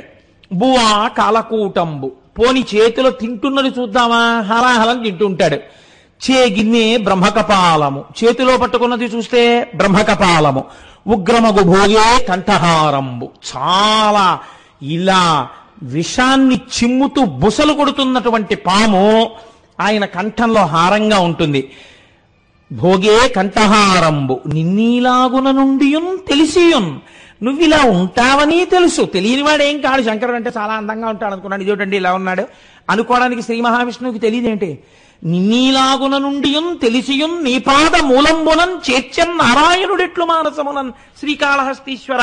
ఎలా తన మనస్సు నీ పాదాల దగ్గర పెట్టగలిగాడయా ఇంత అందగాడు అంటే? అసలు శంకరుడి అందం ఏమిటో శివమహాపురాణం చెప్పింది పార్వతీ కళ్యాణంలో. ఘృతరీతి గనుభూతం సచ్చిదానంద విగ్రహం అంది. పోత పోసిన నెయ్యి ఎలా ఉంటుందో అంత అందంగా ఉంటాడండి. కాబట్టి ఉన్న ఆ పదార్థంతో మీరు చెప్పాలి. ఎన్ని మాటలు చెప్పినా దాన్ని అటు మార్చాలి, దీన్ని ఇటు మార్చాలి, మీకు కొత్త ప్రయోజనం తీసుకొస్తూ ఉండాలి, మీకు కొత్త విషయాన్ని చెప్తూ ఉండాలి, మిమ్మల్ని ఉపాసనలో పైకి తీసుకొస్తూ ఉండాలి. అంతే కదండి. అంతకన్నా ఎక్కడ ఉంటుంది? నాకు విశాఖపట్నంలో నేను ఉండే రోజుల్లో ఒక వృద్ధ దంపతులు ఉండేవారు ఇంట్లో. వాళ్ళ పక్క వాటాలో నేను అద్దెకుండేవాడిని. ఈయనకి గట్టి పాప, ఆయన ఎక్కడో 4 కొట్లలో అకౌంట్స్ రాసేవారు. ఈవిడ చాలా ఖర్చు మనిషి. ఈవిడ ఏం చేసేదంటే ఆ కూరగాయలు 1 కేజీ 2 కేజీలు అలా కొనేసి చక్కగా కూర వండేసి, పోనీ అది ఇంటికి వచ్చిన బంధువులకి పెడితే వేరు, గిన్నెల్లో పట్టుకుని ఒక కాలు బోధకాలు పాపం అయినా సరే ఆవిడ గిన్నెల్లో పట్టుకుని అందరికీ పట్టుకెళ్ళి కూర తినండి అని ఇచ్చేసేది. ఈ కూరలవాడు ఒక 10 రోజులు అయ్యేటప్పటికి 250 రూపాయలు 300 రూపాయలు అయిపోయేది. ఈయన పాపం 4 కొట్లల్లో పనిచేసి తెచ్చిన డబ్బులు. కాబట్టి ఆ కూరలవాడు ఏంటమ్మా రేపు ఇస్తానన్నారు, 6 రోజులు అయింది, మళ్ళీ కూరలు ఇమ్మంటారు అంటే ఆ దంపతులు ఇద్దరికి రాత్రి ఒక అవగాహన ఉండేది. ఈయన బయటికి వచ్చి ఆ జంజం ఇలా ఇలా తిప్పుకుంటూ, నీకు ఎన్ని మాటలు చెప్పాను ముసల్దానా, నీకెందుకే అంత కూరలో ఇద్దరు ఉన్నామని, నీ ఇష్టం వచ్చినట్టు కొన్నావు రా, నీ సంగతి చెప్తానని పంచ పైకి పెట్టుకుని దగ్గరికి వెళ్ళి చెయ్యట్టుకునేవాడు. ఆ కూరలవాడు పొద్దున్న ఈయన కొడతాడు ఏమిటో, ఈవిడ్ని పెద్దావిడ అని, అయ్యా పోన్లేండి కానీ రేపు తీసుకుంటాను, ఆవిడ తప్పే ఉందండి, ఏదో ఒక పాపం వండి పంచిపెట్టింది సంపాదించేది మీరు వాళ్ళు చూసావా, నీ వల్ల ఏమన్నాడు నన్ను అనేవాడు. అంటే పోలేడు బాబు మిమ్మల్ని కూడా ఏమన్నా రేపు ఎప్పుడో ఏర్పాటు చేయండి నా డబ్బు అని వెళ్ళిపోయేవాడు. అది వాళ్ళిద్దరూ ముందు రోజు రాత్రి రేపు కూరగాయల వాడు వచ్చినప్పుడు ఇదే, వాడికి తెలియదు ఈ విషయం. తెల్లవారకట పాలవాడు వచ్చినప్పుడు ఇదే. వీటన్నింటికీ సాక్షి ఎవడో పక్కవాటాలో ఉన్న నేను. అందుకని నాకు ఒక్కడికే తెలిసి ఈ విషయం. రోజు ఇదే హైడ్రామా. ఇద్దరూ మార్చి మార్చి మార్చి మార్చి ఇదే సన్నివేశాన్ని ప్రదర్శిస్తారు. ఆఖరికి పాపం ఇద్దరూ కలిసి చేసేదేమిటో తెలుసా అండి, ఎవరికి రూపాయి ఎగ్గొట్టరు. వాళ్ళకి డబ్బు టైంకి రాదు. 4 కొట్లల్లో ఆయన అకౌంట్స్ రాస్తారు. ఆ డబ్బు వచ్చినప్పుడు ఆవిడ చేతికే ఇచ్చి కట్టేవే, పోన్లేవే, నలుగురికి వండి కూర పెట్టుకుంటున్నావు, అలాగే పెట్టుకో అనేవారు ఆయన. నాకు చాలా ఆశ్చర్యంగా ఉండేది. కాబట్టి ఉన్న ఒక్క బ్రహ్మమే ఏం చెయ్యాలి మీకు నేర్పాలంటే ఆ బ్రహ్మమే 4 పాత్రలు వేయాలి కదండి. ఆయనే కథానాయకుడు, ఆయనే మాటలు, ఆయనే దర్శకత్వం, ఆయనే స్టంట్లు, ఆయనే స్క్రీన్ ప్లే, ఆయనే సంగీతం, ఆయనే నిర్మాత. నష్టం వస్తే భరించేవాడు ఆయనే, లాభం వస్తే ఆయనకి సంబంధం లేదు, డిస్ట్రిబ్యూటర్లు పుచ్చుకున్నారు. అటువంటి సినిమా ఎలా ఉంటుందో అంతే పరబ్రహ్మ విషయంలో కూడా. పాపం ఆయన ఏం చేస్తాడు, ఆయనే రకరకాల ఏకస్త్వమేవ బహుధా భవభాషిలోకే నిశంకధీర్వృషభకేతన మల్లినాథ శ్రీభ్రామరి ప్రియ సుఖాశ్రయ లోకనాథ అని ఎలా పాడతారు సుప్రభాతం. మీకు ఈ అండర్లైన్ కాన్సెప్ట్ లేకపోతే, ఈ సిద్ధాంతం మీ దగ్గర లేకపోతే, కాబట్టి ఉన్నది ఒక్క బ్రహ్మమని మీరు ఎప్పుడు మాట్లాడుతుండాలంతే. దానివల్ల మీరు ప్రయోజనాన్ని పొందుతున్నారని ఆలోచించాలి. లేకపోతే పురాణ కథలు హాస్యాస్పదం అయిపోయి కనపడతాయి. అలా నిజంగా దెబ్బలాడుకుంటారా అండి? శివుడికి నల్ల రంగంటే పెళ్ళం మీద అంత కోపం అండి, ఏమిటండి శంకరుడికే ఉంది ఇంకా నాకుంటే ఏమిటండి అనో వెర్రి సిద్ధాంతం ఒకటి బయలుదేరుతుంది ప్రపంచంలో. అలా మీరు ఎప్పుడు భావన చేయకూడదు వారు ఎందు. కాబట్టి ఏమైంది అంటే వాళ్ళిద్దరి యొక్క తత్వము ఎన్నడూ ఒక్కటే తప్ప ఇప్పుడు ఆవిడ ఎవరి గురించి చెయ్యాలి, ఆయన గురించే చెయ్యాలి. కాబట్టి శైవలింగార్చనంబు త్రిసంధ్యలందు ఆవిడ చేస్తోంది. ఇప్పుడు ఆయనకి కావలసినటువంటి రంగుని ఆవిడికి ఇచ్చే ప్రయత్నం చెయ్యాలి కదండి. ఇప్పుడు ఇలా జరుగుతుంటే ఇంకో చిత్రమైన సన్నివేశం కూడా జరిగింది. లోకానికి భక్తులకి ఎన్ని విషయాలు నేర్పాలి, ఇద్దరూ కలిసి ఏమీ తెలియనట్టుండాలి, నేర్పాలి. అక్కడికి ఒక పెద్ద పులి ఒకటి వచ్చింది. ఆ పెద్ద పులి వచ్చినప్పుడు దాని ఉద్దేశ్యం ఏమిటి, అమ్మవారిని ఒక ఆహారంగా తినేద్దామని వచ్చింది. అది ఆవిడ సాకారముగా అక్కడ ఒక స్త్రీ రూపంలో ఉంది కాబట్టి. ఏ రూపంలో ఉండనివ్వండి పరమాత్మ యొక్క శక్తి పరమాత్మ యొక్క శక్తియే. లేకపోతే అమ్మా మన్ను తినంగనే శిశువునో యాకొంటినో వెర్రినో నమ్మంజూడకు వీరి మాటలు మదిన్న నీవు కొట్టంగ దారి మార్గమ్ము ఘటించి చెప్పెదరు కాదే నిన్మదీయస్య గంధమ్మ ఘ్రాణము చేసిన వచనములు తప్పైన దండింపవే. అంటే నోరు తెరిస్తే ఆలలితంగి కనుంగుని బాలుని ముఖమందు జలధి పర్వత వనసికి తరల శశి దిక్పాలాధికారండంబైన బ్రహ్మాండంబునన్. చిన్ని కృష్ణుడి నోట్లో ఇన్నెలా కనపడతాయి? ఇవి రీజనింగ్ కి దొరుకుతాయి అనుకుంటున్నారా మీరు? బ్రహ్మము ఏ రూపంలో ఉన్నా బ్రహ్మముగానే ఉంటుంది అంతే. దాని ఎందు అవికారై, దాని ఎందేం మార్పు ఉండదు. అది చెప్పగలదు, చూపించగలదు. నమో నీధిష్టాయ ప్రియతపదవిష్టాయ చ నమో నమక్షోదిష్టాయ స్వరహరమహిష్టాయ చ నమో నమో వర్షిష్టాయ త్రినయన అవిష్టాయ చ నమో నమః సర్వస్మైతే తనిగమితే శర్వాయ నమః అన్నాడు పుష్పదంతుడు మహిమ్నా స్తోత్రంలో. దూరంగా ఉన్నా నువ్వే, దగ్గరగా ఉన్నా నువ్వే, నిత్య యవ్వనుడిగా ఉన్నా నువ్వే, వృద్ధుడిగా కనపడినా నువ్వే, పూర్వజాయిన నువ్వే, ఇప్పటికీ నల్లటి జుత్తుతో ధులోతుద్ధాంతన్న స్థులిత దళితేందీ వరవనం అన్నట్టుగా ఉన్నా నువ్వే. కాబట్టమ్మా మీ యందు అన్నీ ఒకరి యందు పొసగుతాయి. ఎందుకు పొసగుతాయి?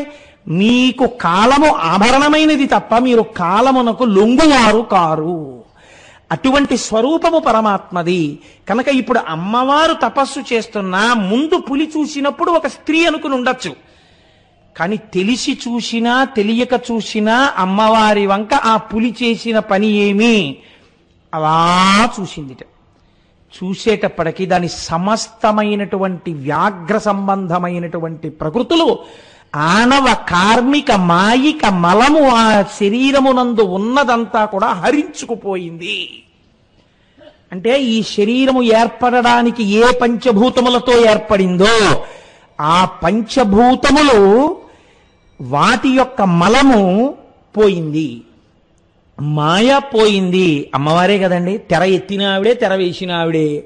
కాబట్టి ఆవిడ వంక అదే దృష్టితో చూస్తే ఆ మాయ తొలగినది. కార్మిక చేసుకున్న కర్మల యొక్క ఫలితంగా ఇంత ఉగ్రమైనటువంటి దుష్ట స్వభావం కలిగి సాధారణంగా ఆవుల్ని చంపేటటువంటి లక్షణం ఉన్నటువంటి దుష్టమైన జంతువు అనబడేటటువంటి ఉపాధి అందున్నటువంటి ఆ జీవుడు సంస్కరింపబడి సాత్విక ప్రకృతిని పొందినాడు. ఇది దేని వలన లభించినది? ఆవిడ తపస్సు చేస్తున్నట్టుంది, ఆవిడే ఓ కోరికతో ఉన్నట్టుంది. కానీ తిందామన్న కోరికతో వచ్చి నిలబడిన వస్తువుకి కూడా 3 రకములైన మలములు ఎగిరిపోయాయి ఆవిడ్ని చూస్తే. అందుకే వ్యాసుడు అంటాడు, నువ్వేం చెయ్యాలి ఉపాసన? నకధీదితి సంచన్నన మజ్జన తమోగుణ. అమ్మవారి పాదమునకు ఉన్నటువంటి బొటనవేలి గోటి నుంచి వస్తున్న కాంతిని చూడరా, నీ పాపాలు ఎగిరిపోయాయి అన్నాడంతే. శూరులు తొల్లియే విభిని శోభిత పాదనక ప్రభావళించేరి భవాంధకారముల చేరక వందురు అట్టిదేవునిన్ వైరముతోడనైన నన్ను పంపి శుభంబు చేసే నిష్కారణమైన ప్రేమ ఇది కంసుని పోలు సఖుండు కల్గునే అన్నాడు అక్రూరుడు భాగవతంలో. చాలు చాలు నన్ను పంపించాడు మహానుభావుడు. శూరులు తొల్లియే విభిని శోభిత పాదనక ప్రభావళించేరి భవాంధకారముల చందక వందురు అట్టి దేవుని అన్నాడు. ఏ పరమేశ్వరుడి యొక్క కాలి గోటి కాంతిని దర్శనం చేసినంత మాత్రము చేత మళ్లీ సంసారం అనేటటువంటి రొంపిలో పడవలసినటువంటి అవసరము లేనటువంటి స్వరూపం ఉన్నవాడో అటువంటి వాణ్ణి దర్శించడానికి ప్రయత్నపూర్వకంగా నన్ను కంసుడు పంపాడు. ఇంత పుణ్యం నాకు ఇస్తున్నాడు కృష్ణ దర్శనం, కంసుడు లాంటి స్నేహితుడు ఎక్కడుంటాడయా అన్నాడు. కాబట్టి దర్శనము దర్శనమే. మీరు తెలిసి చెయ్యండి, తెలియక చెయ్యండి, దాని ఫలితం అది ఇచ్చేస్తుంది. అగ్నిహోత్రం అని తెలియక ముట్టుకున్నానండి అంటే కాలుస్తుంది, అది దాని ధర్మం. ఈశ్వర దర్శనం ఎలా చేసినా, అది ఏ దృష్టితో చూసినా, తేరిపారి అమ్మవారి వంక అలా చూసినంత మాత్రం చేత ఆవిడ దానిలో ఉన్న 3 రకములైన మలములను తీసివేసింది. ఇప్పుడు ఉపాధి పులి, చూపునందు అమ్మవారి దర్శనం అవుతోంది, ఏదో తెలియనటువంటి ఆనందాన్ని పొందుతూ ఉంటుంది. మీరు చూడండి, ఇది లోకమునందు చాలా సహజం అండి. ఒక మహాత్ముడు వస్తున్నాడు అనుకోండి, ఒక మహాపురుషుడైనటువంటి వాడు అలా వెళ్ళిపోతున్నాడు అనుకోండి, ఆయన యందు బాహ్య సౌందర్యం మీకేమి వెతికినా కనపడకపోవచ్చు హేతువుకి. కానీ మీరు ఆయన వంక చూస్తూ అలా కూర్చున్నారనుకోండి, మీరేం పూజ చేయక్కర్లా, మీరేం నామం చెప్పక్కర్లా, లేకపోతే మీరు ఆయన గురించి చదవక్కర్లా, మీకు ఏమీ తెలియకపోయినా మీరు ఆయన వంక అలా చూస్తున్నారనుకోండి, మీకు తెలియకుండా మీ మనస్సు ఒక రకమైనటువంటి ప్రశాంతతను అనుభవిస్తుంది. మీరు రామకృష్ణ పరమహంస యొక్క మూర్తిని చూడండి, అసలు ఆ కళ్ళు గమ్మత్తుగా ఉంటాయి, ఎవ్వరి కళ్ళు అలా ఉండవు, అలా ఉంటాయి ఏంటో. ఆయన వంక మీరు ఏమీ చేయక్కర్లేదు, అలా తేరిపారి చూస్తూ కూర్చోండి రామకృష్ణ పరమహంస ఫోటో మీ దగ్గర. మీకు తెలియకుండానే భావముల యొక్క అలజడి తగ్గి ప్రశాంతతని పొందుతారు. చంద్రశేఖర పరమాచార్య స్వామి వారు ఇలా నడుచుకుంటూ వెళ్ళిపోతున్నారు అనుకోండి, మీరు మామూలుగా ఇలా నిలబడగలరా? మీరు పరమాచార్య స్వామి అంటే ఏమిటో మీకు తెలియదు. ఆయన చేతిలో కర్ర పట్టుకుని ఉరప్పంజరం అంతా పైకొచ్చేసి ఇంతంత విభూతి పిండికట్లు పొట్టేసుకుని ఇంత పెద్ద కుంకంబొట్టు పెట్టుకుని ఒడిలిపోయినటువంటి శరీరంతో ఎడంచేతిలో ఓ కమండలం పట్టుకుని ఆ సత్యదండాన్ని ఇలా పట్టుకుని ఆయన కాషాయ వస్త్రం కట్టుకుని, అది ఇవాళ పొద్దున్న స్నానం చేసిన తర్వాత తడిపి ఆరేసినటువంటి కాషాయ వస్త్రం, అదేమీ పెద్ద పట్టుబట్ట కాదు, లేకపోతే చూడ్డానికి చాలా అందంగా వైభవోపేతంగా ఏం ఉండదు, అది సామాన్యమైన నూలు బట్ట. అటువంటి కాషాయ బట్ట కట్టుకుని ఆయన నడిచి వెళ్ళిపోతున్నారు. వెళ్ళిపోతుంటే ఆయన వంక మీరు ఇలా చూడగానే అబ్బా అని మీ ప్రయత్నం లేకుండా ఇలా అంటారు. ఇదే విరాట పర్వంలో తిక్కన గారు అంటారు, ముకుళనంబును జృంభణంబును నర్చి భానుబింబంబు పూర్వాద్రిపై వెలింగే అన్నారు ఆయన. సూర్యబింబానికి ఉందా శక్తి, తెలియకుండానే హృదయం ఇలా విచ్చుకుంటుంది. సూర్యోదయం అయితే చేతులు ఇలా ముడుచుకుంటాయి. ఎందుకని ఆరోగ్యం భాస్కరాదిచ్చేత్, ఈ కంటి చేత చూడబడేటటువంటి పరమాత్మ. కాబట్టి ఆయన్ని చూడగానే సూర్యుడిని ఇలా నమస్కరిస్తాం. అలా చంద్రశేఖర పరమాచార్య స్వామిని చూడగానే మీకు తెలియకుండా ఇలా అంటారు, బా ఏమి మహాత్ముడురా, ఎంత గొప్పగా ఉన్నాడండి అంటాం. నేను మీ దగ్గరికి వచ్చి ఏంటండి ఆయన గొప్పతనం, ఎందుకు ఆయనకి నమస్కారం, ఆయన రేమాన్స్ సూట్ వేసుకున్నారా, లోటో షూస్ వేసుకున్నారా, లేకపోతే టై కట్టుకున్నారా, మంచి ఫేస్ పౌడర్ రాసుకున్నారా, టాయిలెట్ సామాగ్రి వాడారా, ఏం అందంగా ఉన్నారండి అన్నారనుకోండి. ఏ అందంగా ఉన్నారని ఇవాళ భారతదేశంలోనూ ప్రపంచమంతటా ప్రతి ఇంట్లో పరమాచార్య స్వామి ఫోటోలు పెట్టుకుని మీరు నమస్కారం చేస్తున్నారు. ఏ అడ్వర్టైజ్మెంట్లలో వచ్చిన వాళ్ళందరి ఫోటోలు తెచ్చి మీ గోడల మీద పెట్టుకోరే? ప్రతి ఇంటా పరమాచార్య స్వామి వారి ఫోటో, శంకరాచార్య స్వామి వారి ఫోటో. ఏముంది శంకరాచార్యులు వారు ఈ శిరస్సు అంతా ముండనం చేసుకుని ఓ కాషాయ వస్త్రం కట్టుకుని ఇలా సత్యదండం పట్టు కూర్చుంటారు. ఏ వందం ఉందని పెట్టుకుంటున్నారు మీరు శంకరాచార్యుల వారి ఫోటోని? ఏ వందం ఉందని పెట్టుకుంటున్నారు మీరు చంద్రశేఖర పరమాచార్య స్వామి ఫోటోని? చంద్రశేఖర పరమాచార్య స్వామి వారిని చూసినప్పుడు ఇంత ఆనందం అనుభవించినది యథార్థమని మీరే చెప్తున్నప్పుడు, అమ్మవారినే చూసినటువంటి ఒక క్రూర జంతువునందు కూడా అంత మార్పు వచ్చిందని చెప్తే అది నమ్మలేమని మీరు ఎలా కొట్టిపారాయగలరో నాకు చెప్పండి. అంత అమాయకంగా వ్యాసుడు రాశాడని మీరు అనుకుంటున్నారా? కాదు, దర్శనము దర్శనమే. ఆ తల్లి దర్శనము. ఆవిడ కేవలము కారుణ్యమూర్తి. తెలిసి వచ్చిందో తెలియకొచ్చిందో, తిందామని వచ్చిందో ఎందుకు వచ్చిందో అంతే. దృశాద్రాఘీయస్యాదరదలిత నీలోత్పల రుచ దవీయంసం దీనం స్నపయ కృపయా మమపి శివే అంటారు శంకరాచార్యుల వారు.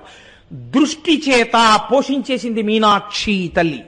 అంతే. దాని యందు 3 రకములైనటువంటి మలములు పోయి అది వెంటనే ఎంత భక్తిని పొందినది. ఇప్పుడు అది భక్తి పొందినది అనడానికి అది విభూతి పిండికట్లు ఎట్టుకుందండి, అది బొట్టెట్టుకుందండి, అది అమ్మవారి పాదాల దగ్గరికి వచ్చి పడుకుందండి. ఆల్ రైట్, పడుకున్నా మీరేం దోషం పట్టక్కర్లేదు. కానీ అది ఏం చేసిందో చెప్తున్నారు. అదిట అదే పనిగా అమ్మవారు తపస్సు చేసుకుంటున్న ప్రదేశము చుట్టూ పరిగెడుతూ అమ్మవారి తపస్సుని భంగం చెయ్యడానికి ఏ ప్రాణి లోపలికి రాకుండా కాపాడుతోందిట. ఎందుకు వచ్చింది, ఏం చేస్తోంది? ఈ మార్పుని ఎందు రావాలంటే ముందెవరి అనుగ్రహం ఉండాలో చెప్తున్నారు. ఆ తల్లి అనుగ్రహం ఉందా? అందుకే పరమాచార్య స్వామి ఎప్పుడు చెప్పేవారు కామాక్షి చరణ ప్రభావము. అమ్మని స్తోత్రం చెయ్యండి, అమ్మ గురించి ఒక్క మాట చెప్పండి, అమ్మా అనండి, అమ్మ పాదాల మీద కొంచెం కుంకం వెయ్యండి, మీ జీవితాలు మారుతాయని చెప్పేవారు మహానుభావుడు. కాబట్టి ఇప్పుడు అది దుష్ట సత్తంబులకు కాని దుర్మతులకు గాని ఎర్రెత్తి చూచుటకేని వలనుగాక యుండెను జగదీశు కాంత ఎదుట కడగి శార్దూల రాజంబు కాపుగొనుచు. జగదీశ్వరుడికి ఇల్లాల్ని దుష్టులైనటువంటి వాళ్ళు, దుష్టసత్వం ఉన్నటువంటి వాళ్ళు వచ్చి ఏమైనా చేస్తారేమో అని కాపు కాస్తూ చుట్టూ తిరుగుతోందిట. జగదీశ్వరునకు చన్నిచ్చు తల్లిగా ఏమి నోమునో చెయ్యి యశోద అంటారు పోతన గారు భాగవతంలో. అలా జగత్తుకు ఈశ్వరుడైన వాడి ఇల్లాలవిడ శక్తి స్వరూపిణి. ఆవిడికి ఈవిడ ఈ పులి కాపు కాస్తోంది. ఏమి భాగ్యం అందింది చూడండి. ఏ పూజ చేసి అలా చూసి ఈశ్వరుడు 2 నేత్రములు నీకిచ్చాడు. నేను ఎప్పుడైనా చూశానా అంత ఆర్తితో, అమ్మా నువ్వు రక్షకురాలివమ్మా, నా వంకలా చూడమ్మా అని శంకరాచార్యులు వారు నాకలా సంస్కృత శ్లోకం చెప్పడం రాదని మహానుభావుడు నేను అన్న మాట నేను చెప్పవలసిన అవసరం లేకుండా, ఆయనకు అవసరం లేకపోయినా మాం అపి నన్ను కూడా అంటూ శ్లోకరచన చేశారే జగద్గురువులై ఔదార్యంతో. ఎవడు చదివితే వాడికి ఆ శ్లోకం అనుగ్రహించేటట్టుగాను. చూడడం కూడా చేత కాకపోతే అమ్మవారి దగ్గరికి వెళ్ళి కనీసం నువ్వు పూజ చెయ్యక్కర్లా, ఆవిడ అమ్మవారన్న భావనతో నువ్వు కూర్చుని చూడడానికి కళ్ళిచ్చాడే. అందుకే అంటారు పోతన గారు భాగవతంలో, కంజాక్షణకు కాని కాయంబు కాయమే పవన గుంభిత చర్మ భస్త్రికాక వైకుంఠు పొగడని వక్త్రంబు వక్త్రమే ఢమఢమధ్వనితోడి ఢక్కగాగా కమలేషు చూడని కన్నులే తనుకుజ్జాల రంధ్రములు కాక. అవి గోడకి పెట్టిన కన్నాలు తప్ప అవి కళ్ళేమిటి? ఆ పాటి చూపు చూస్తే ఉద్ధరించేసింది అమ్మవారు. కాబట్టి ఇప్పుడు ఆ పులి ఎలా తిరుగుతుంటే అమ్మవారు తపస్సు చేస్తోందని చతుర్ముఖ బ్రహ్మగారికి తెలిసింది. ఆయన ఆశ్చర్యపోయాడు. అన్నన్నా ఆవిడే పరబ్రహ్మం కదా, ఆవిడ తపస్సు చేయడం ఏమిటి? ఆవిడికి కోరిక ఏమిటి? ఆవిడ తలుచుకుంటే కోరిక తీరదేమిటి? ఆవిడకి కాదురా కోరిక తీరవలసింది, మా కోరికలు తీర్చడానికి ఈ నాటకం ఆడుతోందమ్మ అని ఇప్పుడు ఆయన పరిగెత్తుకొచ్చాడు. పరిగెత్తుకొచ్చి నమస్కారం చేసి ఆయన అన్నాడు, అమ్మా చాలా చిత్రంగా ఉంది సుమా. ఏమిటమ్మా నువ్వు తపస్సు చేయడం ఏమిటి? నీకు కోరిక ఏమిటి? ఎందుకు చేస్తున్నావమ్మా? నువ్వు ఒక కోరికతో తపస్సు చేస్తున్నావంటే నేను అంగీకరించలేను. మా కోరిక చెప్పుకోవడానికి నీ పాదాల దగ్గరికి వచ్చానమ్మా. ఏమిటో తెలుసా మా కోరిక? అక్కడ శుంభనిశుంభులనేటటువంటి రాక్షసులు లోకమునంతటినీ భీతిల్ల చేస్తున్నారు. తల్లి నువ్వు వచ్చి వాళ్ళని మర్దించి సంహరించి మమ్మల్ని అందరినీ రక్షించాలమ్మా, అందుకని నువ్వు రావాలని కోరడానికి వచ్చాను తల్లి అంటే ఆవిడంది ఎంత చమత్కారంగా మాట్లాడిందో చూడండి. బ్రహ్మమని గుర్తెరిగి కదా బ్రహ్మ వచ్చి నిలబడ్డారు. కాబట్టి ఇప్పుడు ఆవిడంది బ్రహ్మమైన వాడికి ఎన్ని సంబంధాలైనా ఉంటాయి కదండి, అసలు సంబంధాలకి అతీతమైన సంబంధంలో ఉంటుంది. నన్ను ఒక ఆయన ఒకసారి ఒక అర్థం బర్థం లేని ప్రశ్న ఒకటి అడిగాడు. ఏమండి, వెంకటాచలం వెళ్ళినప్పుడు, వెంకటేశ్వర స్వామి దగ్గరికి వెళ్ళినప్పుడు తండ్రి రక్షించు అని నేను అంటాను, తండ్రి రక్షించు అని మా ఆవిడ అంటుంది, అన్నా చెల్లెళ్ళం అయిపోవా, మామయ్య గారు రక్షించండి అను అంటాను, ఆ తప్పు అదేంటి, మామయ్య గారు ఏంటి, నేను తండ్రి రక్షించనాలి, ఆ భగవంతుడి దగ్గర అలా ఉండదు, అందరం ఆయన బిడ్డలమే అంటుంది, అలా అనొచ్చా అండి, అన్నా చెల్లెళ్ళమైపోయిన దోషం మాకు వచ్చేదా అన్నాడు. నీ మోహం, ఇలాంటి పిచ్చ పిచ్చ దోషాలు ఏం రావు, భగవంతుడి దగ్గరికి వెళ్ళినప్పుడు తండ్రి రక్షించు అని అందరూ అనొచ్చు, మీ బిడ్డలు కూడా అనొచ్చు. అంతేగాని నువ్వు మీ ఆవిడ వెంటనే అన్నా చెల్లెళ్ళు అయిపోవడం, అల్లర్లు అయిపోవడం ఇవేమి ఉండవు. ఇలాంటి వెర్రి వెర్రి ఆలోచనలు వదిలిపెట్టి, ఒక్కొక్కరికి ఎంత ఆశ్చర్యకరమైన ఆలోచనలు వస్తాయో అన్ని విని ఓ వెర్రి అనుమానం ఒకటి పట్టుకుని బయలుదేరుతారు. ఆ అనుమానం చూస్తే అసహ్యం వేస్తుంది, ఎవడో మళ్ళీ వెంటనే ఈ వెర్రి అనుమానాలు ఏమిటని. సరే, అలా కోపగిస్తే ఆ కోపం ఇంకోలా కనపడుతోంది. కాబట్టి ఇప్పుడు వచ్చినటువంటి చతుర్ముఖ బ్రహ్మగారితో అమ్మంది అనిన వనజాతలోచన అనియే నలువా ఆదిసర్గంబునన్ పరమాత్మ శివుడు నిన్ను సృజించుటం చేసి నీవు నాకు సుతుడవై చెలివొందెద వతుల తేజ. ఓ అపారమైనటువంటి తేజస్సు కలిగినటువంటి చతుర్ముఖ బ్రహ్మ, ఈ సృష్టి చెయ్యాలి అన్న సంకల్పం కలగగానే నా భర్త అయినటువంటి శంకరుడు నిన్ను మొట్టమొదట సృష్టి చేశాడు. కాబట్టి నువ్వు నాకేమవుతావు, నాకు కొడుకు అవుతావు. ఆయన చేత సృష్టింపబడ్డవాడివి కనుక నాకు కూడా కొడుకువే. కాబట్టి నీకు నేను అమ్మని. అంటే బ్రహ్మము అని కదండి అన్నాడు. అప్పుడు ఎన్ని అనుబంధాలు, ఎన్ని రకాలుగా, ఎంత చమత్కారంగా మాట్లాడిందో చూడండి. నీ కోరిక నేను ఎందుకు తీర్చాలి అన్నదానికి అమ్మవారు మరల ప్రజాసర్గమునందిరువగని ఎలికమున మహేశుడు పొడమన్ గురుతందగు శ్వశరుడవు భూధరునకు పితవౌట నాకు తాతవు ధాత అంది. మళ్ళీ ఈ లోకాలనన్నింటినీ సృష్టించడం అనేటటువంటిది ప్రారంభమైన తర్వాత నా భర్త గారి అంశతోటే రుద్రుడు నీ కనుబొమల మధ్యలోంచి బయటికి వచ్చాడు. అంటే ఇక్కడ మళ్ళీ మీరు రుద్రుడంటే ఎవరండి, శివుడంటే ఎవరండి, శంకరుడంటే ఎవరండి అని అడగకూడదు. ఎందుకు అడగకూడదో తెలుసా? పరమాచార్య స్వామి ఒక అందమైన ఆఖ్యానం చెప్పేవారు. వెనకటికి ఒక ధనవంతుడు ఒక ఆయన్ని పిలిచి, ఒరే నువ్వు ఒక రోజు పనిచేసి నేను చూసి దాన్ని బట్టి నిన్ను పాలేరుగా పెట్టుకుంటానన్నాడు. ఆయన చాలా కష్టపడి పనిచేశాడు. పనిచేస్తే నిన్ను పాలేరుగా పెట్టుకుంటాను, నువ్వు అడిగిన జీతం ఇస్తాను, కానీ నీ పేరు ఏమిటని అడిగాడు. పెరుమాళ్ అన్నాడు. అయితే పెరుమాళ్ ఆవుల పేడ తీ అని నేను అనలేను, కొంచెం కష్టంగా ఉంటుంది, అందుకని నువ్వు ఒక పని చేయి, నువ్వు అడిగిన జీతం ఇస్తాను, దాంతోపాటు 100 రూపాయలు ఇస్తాను, ఇప్పుడు ముందు నువ్వు మీ ఊరు వెళ్ళి నీ పేరు మార్చుకుని రా, వచ్చిన తర్వాత నేను నీకు ఉపదేశం నీకు నేను ఇక్కడ పనిప్పిస్తానన్నాడు. ఆయన ఊరెళ్ళి మళ్ళీ వచ్చాడు. వచ్చిన తర్వాత దారి ఖర్చులు కూడా ఇచ్చారు కదా, ఏమయ్యా మార్చుకున్నావా పేరు? మార్చుకున్నానండి. ఏమని మార్చుకున్నావు? పెద్ద పెరుమాళ్ళని పెట్టుకున్నానండి అన్నాడు. పెద్ద పెరుమాళ్ళు ఎవరు? ఆయనే. చిన్న పెరుమాళ్ళు ఎవరు? ఆయనే. మీకు ఆ విభూతి యందు ఒక్కొక్క రకమైనటువంటి ఆ ఈశ్వర సంబంధమైనటువంటి రక్షణను మీకు కల్పించుట యందు ఆ మూర్తుల యందు కించిత్ భేదము భాషించవచ్చు, కానీ తత్వతః ఒకటి అని భావన చేస్తూ ఉండాలి. కాబట్టి ఇప్పుడు ఏమైంది? నీ యొక్క కనుబొమల మధ్యలోంచే రుద్రుడు పుట్టాడు ఈశ్వరాంశ సంభూతుడై. కనుక ఇప్పుడు నీ కనుబొమల మధ్యలోంచి పుట్టినటువంటి వాడికి నేను భార్యని. కాబట్టి నువ్వు నాకేమవుతావు? మామగారు అవుతావు. ఇందాక ఏమయ్యాడు? మర్చిపోయారు అప్పుడే. ఇందాక ఏమయ్యాడు? బ్రహ్మగారు. కొడుకు అయ్యాడు. ఇప్పుడేమయ్యాడు? మామగారు అయ్యాడు. గురుతంతకు శ్వశురుడవు భూధరునకు పితవౌట నాకు తాతవు ధాత. నేనెవరికి కూతురిని? పర్వతరాజపుత్రి పార్వతిని. ఈ పర్వతాలన్నీ ఎవరి బిడ్డలుగా చెప్పబడుతున్నాయి? చతుర్ముఖ బ్రహ్మ యొక్క సృష్టిలోంచి వచ్చాయి. కాబట్టి మా నాన్నగారికి నువ్వు నాన్నగారివి.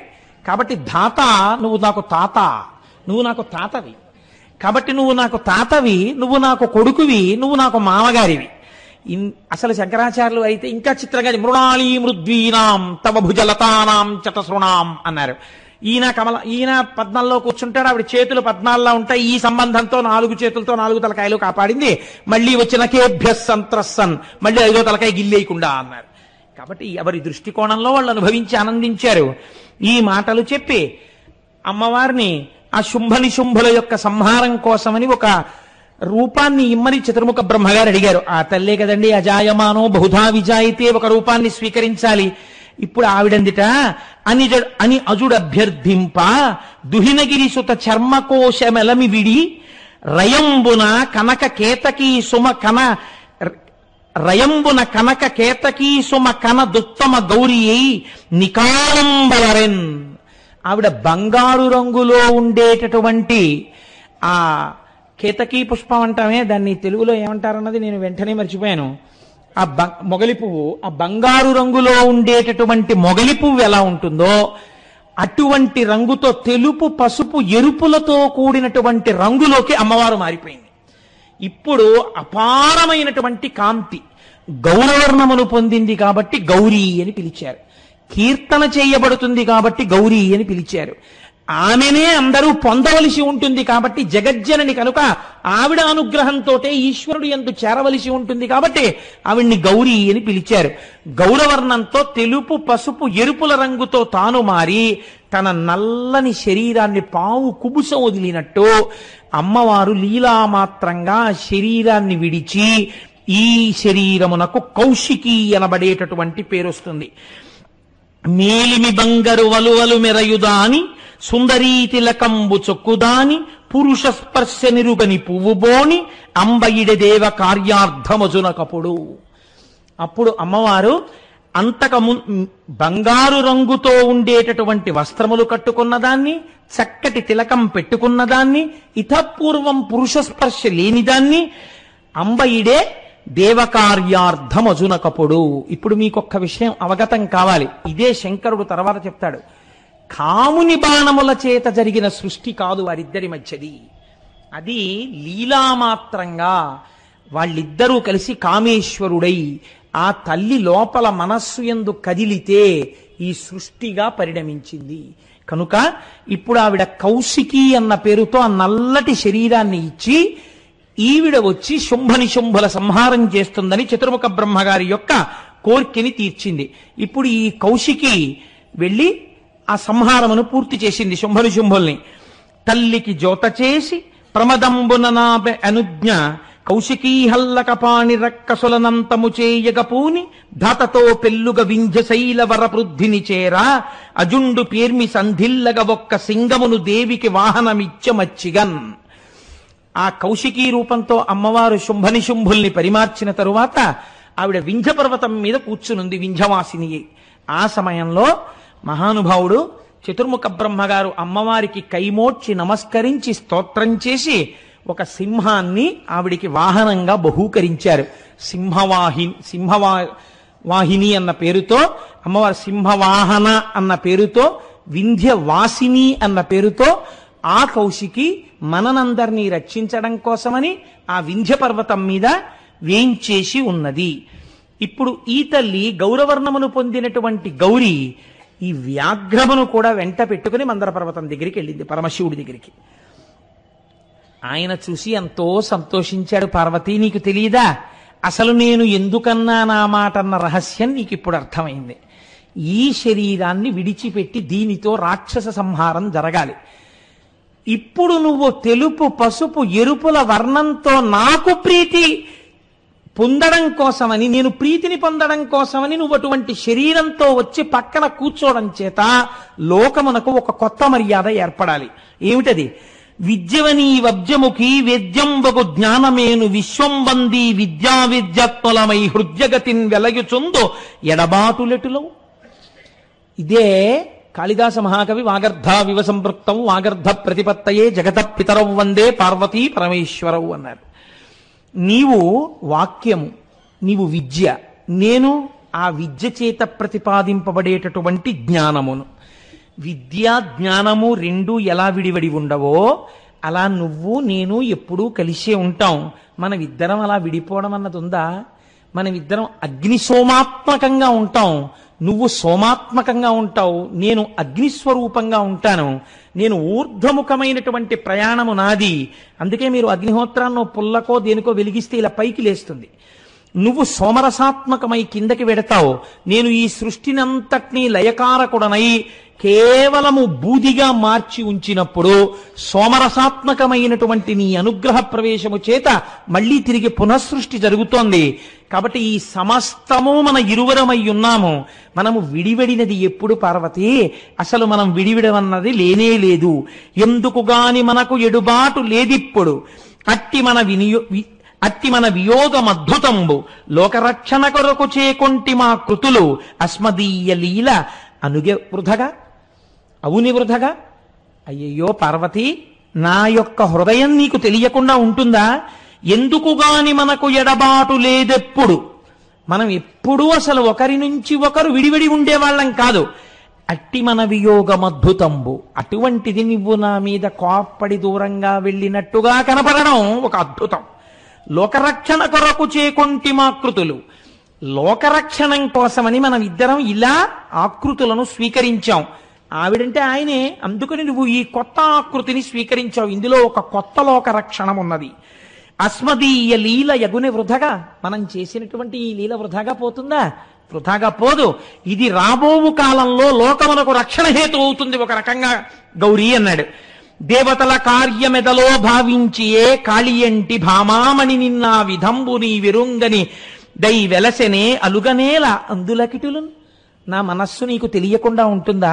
నువ్వు నిజంగా అలుగుతావా? నా మీద అలకుంటుందా? దేవతల కార్యం తీర్చడం కోసమని మనం ఇటువంటి పని చేశాం. ఇందులోనే ఒక అందమైనటువంటి లోకరక్షణ హేతు అయినటువంటి విషయము కూడా ప్రతిపాదింపబడి ఉన్నది పార్వతి అన్నారు. నేను చాలా సంతోషపడిపోయిన విషయం ఏమిటంటే, ఈ విషయం మీద ఇప్పుడు నేను ఏ గౌరి ప్రాదుర్భావము గురించి మాట్లాడానో అదే విషయాన్ని గురించి ఇందులో లోకరక్షణ అన్న మాటకి ఎక్కడ ఉన్నది, ఇది ఎలా సమన్వయం అవుతోంది అని మాట్లాడుతూ మధ్యలో ఆగుతూ నాకు ఆ మాటలు కూడా ఇప్పటికీ మర్చిపోను. దాని వ్యాఖ్యానమునందు బ్రాకెట్లు పెట్టి మౌనము వహించి మహాగురువు కాసేపు నవ్వుతూ మౌనము వహించిరి అని బ్రాకెట్లు పెట్టారు.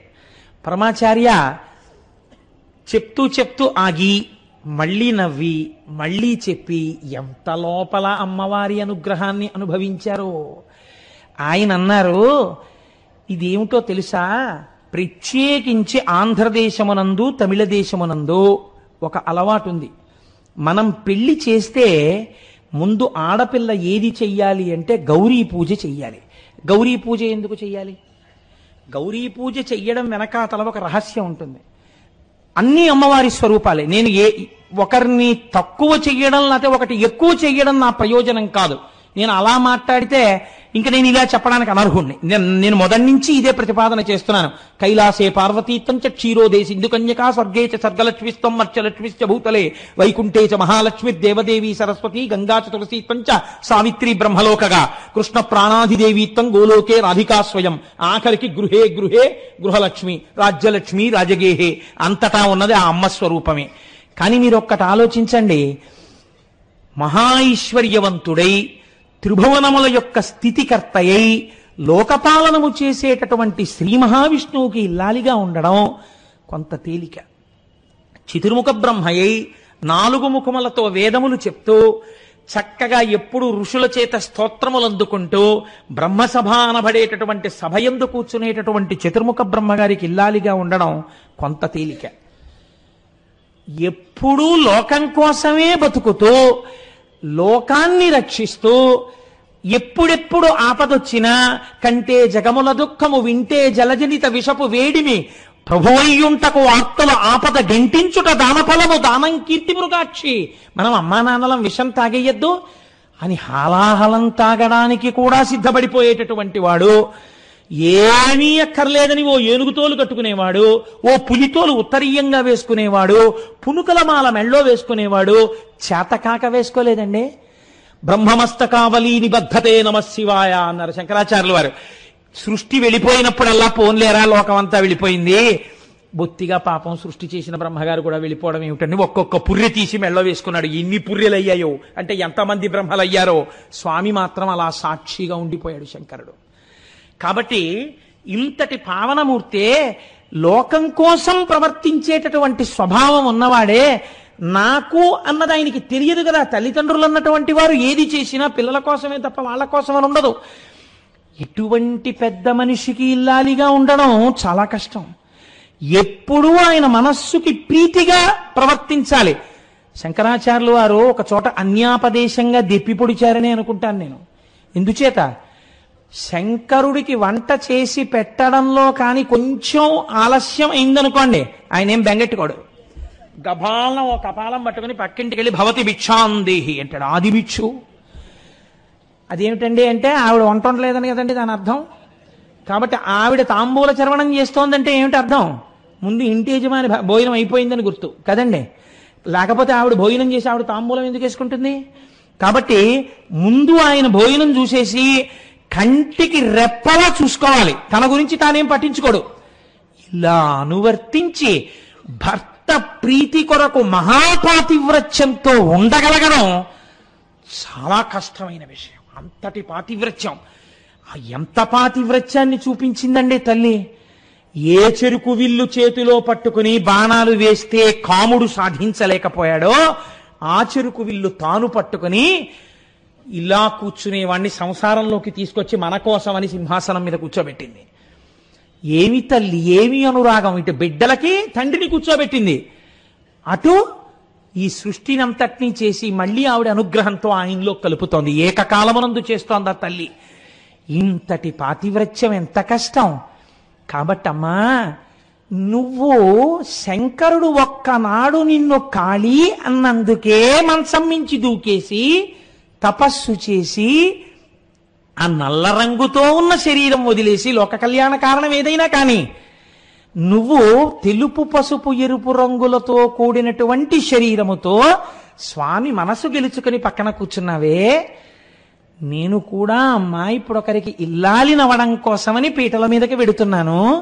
నాకు కూడా సర్వకాలములయందు కష్టం వచ్చినా సుఖం వచ్చినా భార్య భర్తకు విశ్రాంతి స్థానము కనుక కాలు పెట్టినతో నెకాంతుని మెడవిర్చి నిండు సంసారం బురిండు చేసి తన మగడెంత ఆర్జనపరుడైన పొరుగు పుల్లమ్మ కాపురము మెచ్చి ప్రాణేశుడొకటి సల్పగతానొకటి సల్పి అది ఏమనంగా కస్సు మనసు లేచి విభుడందులకు నేని విసిగి ఒక్కటి అన్న పెళ్ళున 10,000 గుప్పి పట్టజాలక పెనిమిటి ఇట్టెయన్న బావికిని ఏటికిని వడి పరువులెట్టెడి కాంతతోడి కాపురము కంటే వేరే నరకంబు కలదే.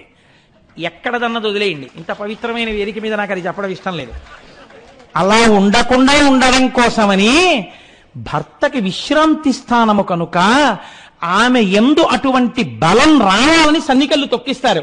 ఇది ఎలా పడుందో అలా నువ్వు కూడా అన్నిటినీ గట్టి మనస్సుతో పెట్టుకోవాలి. అత్తవారింటిలోకి వెళ్ళగానే ఆడబడుచుల మీద, మరిదిగారి మీద, మామగారి మీద, అత్తగారి మీద వేరొక రకమైన మాటలను భర్తకి చెప్పి కష్టం కలిగించి ఇంటిని రెంటు చేయకు అని, అమ్మా నా భర్తని అనుగమించి నా భర్త శుశ్రూష చేసి నా భర్త పొంగిపోయేటట్టుగా ఆయన మనస్సు నేను గెలుచుకోవాలి, శాసించి కాదు. ఏది చేస్తున్నా అయ్యో దానికి తెలియకుండా చెయ్యడమా, నన్నంత అనుగమించే మనిషి కదా అని దానికి చెప్పి చేద్దామని చేసేటట్టుగా భర్త మనస్సు గెలుచుకోగలిగిన స్థితిని నాకు కల్పించమ్మా. నేను కూడా నా భర్త చేత అంతటి అనురాగమును పొందెదనుగాక అని మనం పెళ్లిపీటల మీద కూర్చునే ముందు పూజ చెయ్యడానికి మనకి ఇప్పుడు ఒక మంచి అవకాశం దొరికింది ఈ గౌరీ పూజ చెయ్యడానికి. ఏ అమ్మా నీకంత కోరికుంటే సనాతన దంపతులే మీ ఇద్దరు, నువ్వు ఎలా ఐదోతనాన్ని కోరుకుంటావో, నువ్వెలా పసుపు కుంకం కోరుకుంటావో, నువ్వెలా సువాసిని అర్చన ప్రీత అనిపించుకుంటున్నావో, అలాగే నేను ఒకరింటికి వెళ్ళినప్పుడు కాళ్ళకి పసుపు రాయించుకోవాలి, నేను పెళ్లికెడితే ఆ కట్టబోయే మంగళసూత్రం నా మెళ్ళో పెట్టాలి, ఎవరింటికన్నా వెడితే నా లలాటమనందుకంత బొట్టు పెట్టించుకోవాలి అన్న కోరిక నాకుంటుంది. కాబట్టి వాటికి నేను దూరము కాకుండా చూడడం కూడా నీ బాధ్యతే కదమ్మా. నువ్వు ఎలా పెద్దింటమ్మవై పసుపు కుంకాలతో ఉండి గౌరివయ్యావో మమ్మల్ని కూడా అలా కాపాడు అని పెళ్లి కూతురు గౌరి తపస్సు చేస్తోంది. అలా గౌరిని పూజ చెయ్యడానికి అమ్మా నీకు ఉన్నట్టే ప్రేమ మాకుండాలని అడగడానికి మీకు ఒక మూర్తి దొరికింది కనుక లోకరక్షణ దాని ఎందున్నదన్నారు పరమాచార్య స్వామి. అలా ఎలా పూజ చేస్తావో కాళిదాస మహాకవి అనుసంధానం చేశారని వారికి వారు సాటండి మహానుభావుడు పరమాచార్య స్వామి అంటే. ఆయన అంటారు ఒక చోట, ఎప్పుడైనా మనం ఆ అమ్మవారికి పూజ చేస్తే గౌరీ పూజ తప్పకుండా 2 పదార్థములు లేకుండా ఆడపిల్లలతో పూజ చేయించవద్దు అన్నారు. అవే అవటుతట ఘటిత చూలీం తాడిత పలాశ తాటంకాం వీణా వాదన వేళా కంపిత శిరసం నమామి మాతంగీం. అవటుతట ఘటిత చూలీం తాడిత పలాశ తాటంకాం. అమ్మవారు తాటి చెట్టుకి ఉండేటటువంటి ఆకు యొక్క ముక్కలను తన యొక్క కర్ణాభరణములుగా ధరిస్తుందిట. అందుకే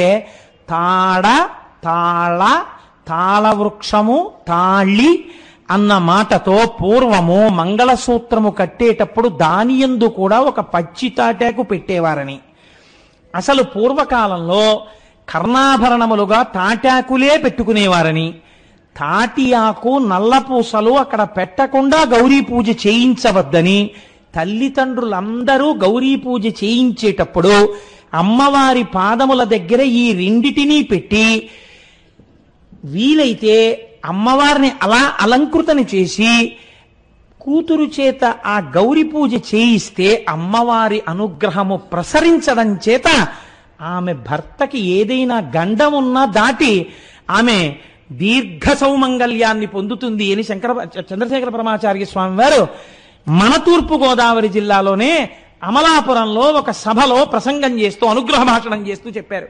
కనుక ఆ గౌరీ అనబడేటటువంటిది ఎంత గొప్పదో చూడండి.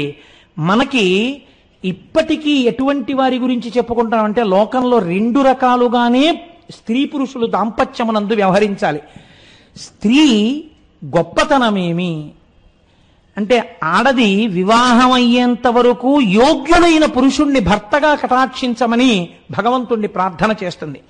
వివాహం అయిపోయిన తర్వాత భర్తయే పరమాత్మ అని ఉపాసన చేస్తుంది. పురుషుడు 2 చెయ్యాలి. 1 గురువుని ఉపాసన చెయ్యాలి, 2 పరమేశ్వరుణ్ణి ఉపాసన చెయ్యాలి. ఈ 2 యందు వైక్లభ్యము పనికిరాదు. గురువుని ఉపాసన చేసేటప్పుడు గురువు గారి దగ్గర నువ్వు నడువడి నేర్చుకోవాలి, గురువు గారికి నువ్వు నడువడి నేర్పే ప్రయత్నం చేయకూడదు. అలాగే ఈశ్వరుణ్ణి నువ్వు స్తోత్రం చేసేటప్పుడు ఆయన వలన నేను అనుగ్రహింపబడుతున్నాను, నా యొక్క సంకల్ప బలమునకు భగవంతుని యొక్క అనుగ్రహము కూడా తోడవ్వాలన్న భావన పురుషుడు యందు ఎప్పుడూ ఉండాలి. ఇదే సీతమ్మ తల్లి అడుగుతుంది సుందరకాండలో, కశ్చిత్ పురుషకారంచ దైవంచ ప్రతిపద్యతే అని అడిగింది. ప్రయత్నమును దైవముతో విడిచిపెట్టకుండా రాముడు కలుపుతూ ఉన్నాడా అని అడిగింది. ఎందుకని ఒకసారి దశరథ సంకల్పం వీగిపోయింది. ఈ 2 సమన్వయం చేసుకుంటూ జీవితంలో వెళ్ళగలుగుతున్నాడా? ఇది మగవాడికి అందం, అది స్త్రీకి అందం. ఇటువంటి వారిద్దరూ సంసారంలో కలిసి నడిస్తే లోకానికే అందాన్ని ఇవ్వగలిగినటువంటి బిడ్డలు పుడతారు. మీరు చూడండి, నేను మీకు ఇటువంటి ఉదాహరణ ఒకటి చూపించకపోతే పార్వతీ పరమేశ్వరానుగ్రహంతో అటువంటి దాంపత్యాలు ఉండేవి అనడానికి నేను ఒక ఉదాహరణ చూపిస్తేనే నా మనసు తృప్తి పడుతుంది. భార్య యొక్క గొప్పతనాన్ని ఎవరు చెప్పాలండి? భార్య గొప్పతనం చెప్పాలంటే ఆవిడ ఇంత గొప్పది అని లోకం చెప్పడం కాదు, క్లబ్బులు చెప్పడం కాదు, సొసైటీలు చెప్పడం కాదు, బిరుదులు ఇవ్వడం కాదు, లేకపోతే పదవులు తెచ్చుకోవడం కాదు, అవి కాదు. నా భార్య ఇంత గొప్పది అని తన భర్త పొంగిపోయిన నాడు అది ఆవిడ యొక్క ఉపాసనకి భర్తని ఎంత అనుగమించిందన్న దానికి కితాబ్. సత్యహరిశ్చంద్రీయంలో హరిశ్చంద్రుడు అంటాడు చంద్రమతీదేవిని గురించి, జవదాటి ఎరుగది యువతీ లలామంబు పతి మాట రతనాల పైడి మూట అడుగు తప్పి ఎరుంగదత్తమా మలయాజ్ఞ అసమాన భక్తి దివ్యానురక్తి అణుమాత్రమైన బొంకను మాట ఎరుగది కలుష విహీన నవ్వులకునైన కోపం బెరుంగది గుణవితాన నితాంత ఎరులెంత తను దూరుచున్న సొంత ఈ లతాంగి సమస్త భూపాలమకుట భవ్య మణికాంతి శబలిత పాదుడైన సార్వభౌమని శ్రీ హరిశ్చంద్రు భార్య దాసిగా నీవెగొనరయ్య ధన్యులార. కాశీపట్టణంలో తన భార్యని అమ్మకానికి పెట్టినప్పుడు చెప్తాడు, ఈవిడ్ని ముందమ్మేయడం నేను నా సమస్త సుఖశాంతులను పోగొట్టుకుంటున్నాననడానికి గుర్తు. ఈవిడ ఎవరో తెలుసా? జవదాటి ఎరుగది యువతీ లలామంబుపతి మాట రతనాల పైడి మూట. భర్త మాట రతనాల మూట ఈమెకి. ఎన్నడూ జవదాటి ఎరుగదు. నేను ఇది చెయ్యి అంటే అలా కుదరదు అని అన్న సందర్భం లేదు. భార్య గొప్పతనాన్ని భర్త ఆవిష్కరిస్తున్నాడు. అడుగు తప్పి ఎరుంగదత్తమామలయాజ్ఞ అసమాన భక్తి దివ్యానురక్తి. ఇప్పుడు ఆవిడ్ని బానిసగా కొనుక్కోవడానికి యోగ్యమైన లక్షణాలు చెప్తున్నాడా? ఆవిడ దూరం అయిపోతోందన్న బెంగ చేత ఆవిడే వెళ్ళిపోయిన నాడు తన ప్రాణమే వెళ్ళిపోతోందని బాధపడుతూ మాట్లాడుతున్నాడా? ఇది గౌరీ తపస్సుకి గౌరీ పూజకి ఫలితం. అణుమాత్రమైన బొంకను మాట ఎరుగది కలుష విహీన నవ్వులకునైన. ఆయన సత్యహరిశ్చంద్రుడు. ఆయన అంటున్నాడు, ఎప్పుడూ అణుమాత్రమైన బొంకడం ఈ చంద్రమతీదేవికి తెలియదు. కోపం బెరుంగది గుణవితాననితాంత ఎరులెంత తను జూరుచున్న సొంత. ఇతరులు తనన్ని తిడుతున్నా తిరిగి తిట్టడం తెలియనటువంటి కాంత ఈ లతాంగి సమస్త భూపాలమకుట భవ్యమణి కాంతి శబలిత పాదుడైన సార్వభౌముని శ్రీహరిశ్చంద్రు భార్య దాసిగా నీపెగొనరయ్య ధన్యులారా. ఇటువంటి ఆవిడ చేత దాస్యమును చేయించుకున్నవాడెవడో, ఇంతటి మహాపతివ్రతని దాసిగా పొందినవాడు ధన్యుడు. ఎవరొచ్చి పుచ్చుకోవాలండి? ఈశ్వరుడు పుచ్చుకున్నాడు. ఎవరు అంతటి మహాపతివ్రతంతో దాష్టీకం చేయించుకోగలిగిన మొనగాడు? ఆవిడ ఎంత గొప్పదో. భారతదేశంలో అమ్మవారిని ఉపాసన చేసి భర్త అడుగుజాడలలో నడిచినటువంటి స్త్రీలు ఈ జాతికి ఎంత వన్నె తెచ్చారో చూడండి. ఆయన చెప్పుకున్నాడు, సాధ్వి ఈవిడే లేకపోతే నా బ్రతుకెక్కడుందన్నాడు. ఒక చోట ఆవిడ గురించి చెప్తూ, నీవే కదా నాకు ఇఖిలేప్సితంబులు అవగతంబులు నర్చు కల్పతరు. భార్య అంటే ఏమిటో చెప్పుకున్నాడు. నీవు నాకు సమస్త సుఖములను ఇచ్చినటువంటి కల్పతరువు. నీవు నాకు నిత్య సత్యయశంబు దరిజేర్చుచుండెడి ధైర్యలక్ష్మి. అందుకని విశ్రాంతి స్థానం అన్నారు. ఆయన ఏదో కంగారులో ఉండి బెంగతో ఉంటే ఆయన్ని సూటిపోటీ మాటలు అనమని కాదు. నాకు నిత్య సత్యయశంబు, నువ్వు నా కీర్తికి కారణం. దరిచేర్చుచుండెడి ధైర్యలక్ష్మి. నేనెప్పుడైనా మనస్సునందు కుపితుడనైతే బెంగ పెట్టుకుంటే నన్ను దరిచేర్చిన ధైర్యలక్ష్మివి. ఘోర దావానలము నుండి మమ్ము రక్షించిన మానవతివి. అరణ్యంలో అగ్నిహోత్రం వస్తే మమ్మల్ని రక్షించావు. మౌని రుణబాధ తొలగించి పరువు నిల్పిన ఎట్టి భవ్యమతివి. నిన్ను అమ్మేస్తే వచ్చిన డబ్బుతో నేను ఆ డబ్బు తిరిగి చెల్లిస్తే నన్ను రుణ విముక్తుణ్ణి చేసి నువ్వు దాసిగా వెళ్ళిపోతున్నటువంటి భవ్యమతివి. నీవే కదా నా నిధానంబు, నీవే కావే నా కుల విభూషణంబవు నలిన నయన. అమరునే నాకు వేయి జన్మలకునైనా నిన్ను వంటి సతీ మణి నెలతమిన్న. 1000 జన్మలకైనా మళ్ళీ నీలాంటి భార్య దొరుకుతుందా చంద్రమతి అన్నాడు. పతిని ఉపాసన చేసినటువంటి వాళ్ళు ప్రకృతిని శాసించారండి. మన దేశంలో ఈ దేశానికి గౌరవం రావడానికి ప్రధానమైన కారణము స్త్రీలే. అరణ్యంలో వెళ్ళిపోతుంటే హరిశ్చంద్రుడు, చంద్రమతీదేవి, లోహితాస్యుడు, ఆ తర్వాత విశ్వామిత్రుని శిష్యుడు నక్షత్రకుడును అగ్నిహోత్రం అరణ్యమంతా అంటుకుంది. ఆవిడ ఏమని అడిగిందో తెలుసా అండి? నేనే పతివ్రతనైతే, హరిశ్చంద్రుడను దైవముగా నమ్మినదాననైతే, శ్రీమన్మహాయజ్ఞమూర్తి జగజ్జాల రక్ష దిశల్లోక శిక్ష దురాలోక తేజో విరాజీ కృపాళో భవద్దివ్య చారిత్రమెన్నంగ నేనెంత దానం సురారాధ్య. నీయందు వేదంబులన్ నల్గు జన్మించుటం చేసి వేల్పుల్ జాత వేదేది నామంబులన్ భక్తి పూజింత్రు.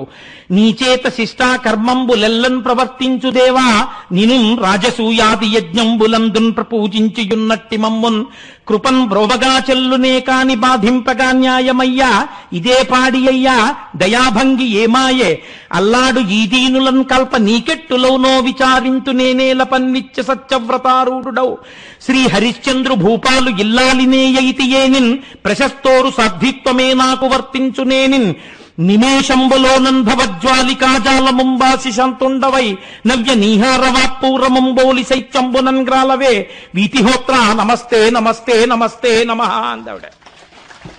ఓ అగ్నిహోత్రుడా, నీ యందు 4 వేదములు పుట్టాయి. అటువంటి వాడివి నిన్ను తెల్లవారితే మేము రాజసూయాగాది ఈ క్రతువుల యందు ఆరాధన చేశాం. నేనే కాని హరిశ్చంద్ర భూపాలుణ్ణి పతివ్రతనై ఆయన కీర్తి ఇనుమడించడం కోసం ఉపాసన చేసిన దాననైతే ఉత్తర క్షణము ఈ అగ్నిహోత్రము చల్లబడుగాక. చల్లబడిపోయిందంతే, అగ్నిహోత్రం ఆరిపోయింది ఎక్కడదక్కడ. పాతివ్రత్యం ఎంత గొప్పదో చూడండి. ఇటువంటి దంపతులు మన దేశానికి శోభ తెచ్చారు. అదే తల్లి అయితే ఏమండి మీరు ఆడవాళ్లకే బోధ చేస్తున్నట్టు కనపడుతోందని మీరు అనుకోకండి. పురుషుడికి కూడా నేను ఒక మాట చెప్పాను, గురువును గౌరవించుట ఈశ్వరుని గౌరవించుట, ఈ 2 పురుషుడి యొక్క శీలమునకు ప్రధాన హేతువులు.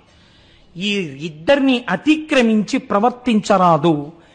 విశ్వామిత్రుడి మాటకి ఎంత కట్టుబడ్డాడో చూడండి. అంతేకాని ఒక్కనాడు విశ్వామిత్రుల్లో దోషం ఏదన్నా ఎంచే ప్రయత్నం మనం చేద్దామని చేయలేదు ఆయన శిష్యుడు.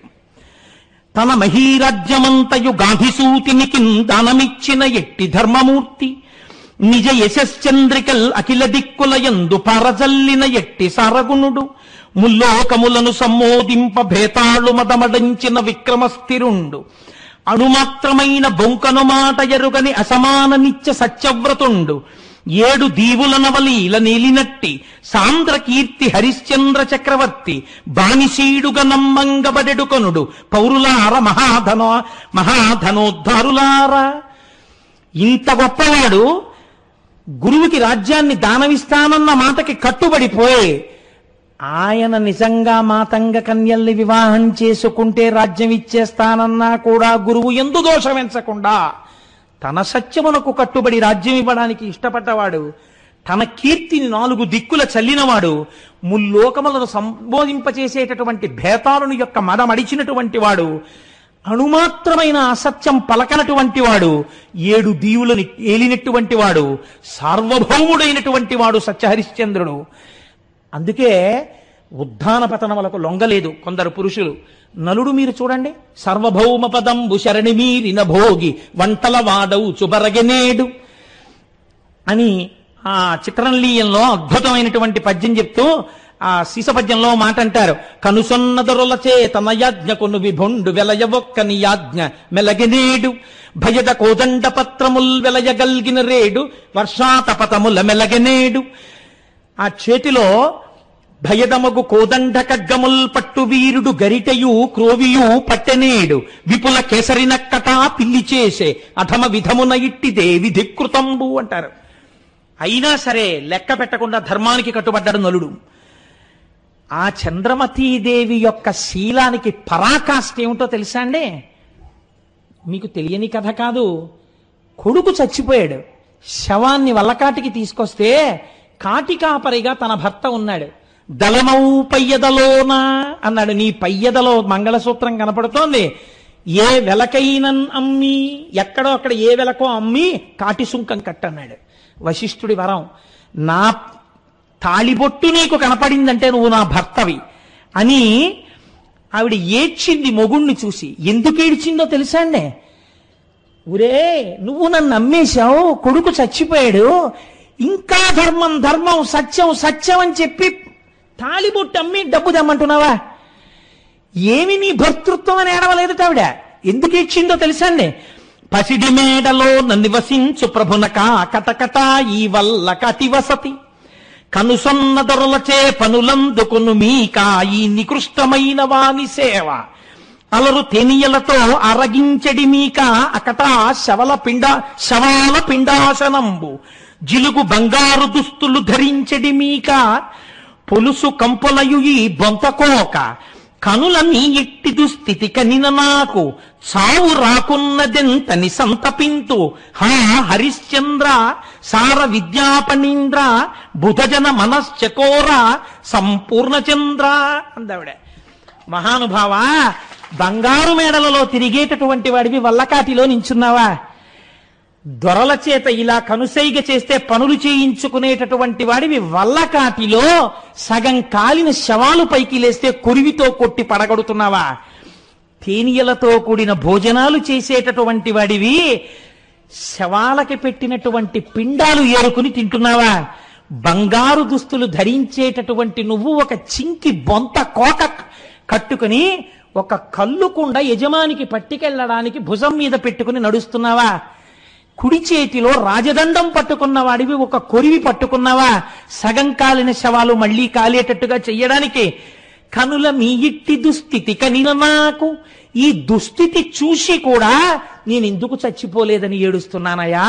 హరిశ్చంద్ర భూపాల సర విద్యా ప్రవీణ సర విద్యా పణీంద్ర బుధజన మనశ్చకోర సంపూర్ణ చంద్ర. ఇది భర్తని అనుగమించడం అంటే. కష్టం వచ్చినప్పుడు భర్త ధర్మానికి ఆలంబనమై నిలబడ్డారు. చూడండి, ఆవిడ మీద దొంగతనం మోపబడింది. ఎంత పరీక్ష పెట్టాడండి విశ్వామిత్రుడు. చంపేయడానికి హరిశ్చంద్రుణ్ణి నియోగించారు. ఏ హరిశ్చంద్రుడు? నా కోరికలను తీర్చిన కల్పలతవు అని చెప్పుకున్నాడు. 1000 జన్మలకునైన నీ వంటి భార్య దొరుకుతుందా అని చెప్పుకున్నాడు.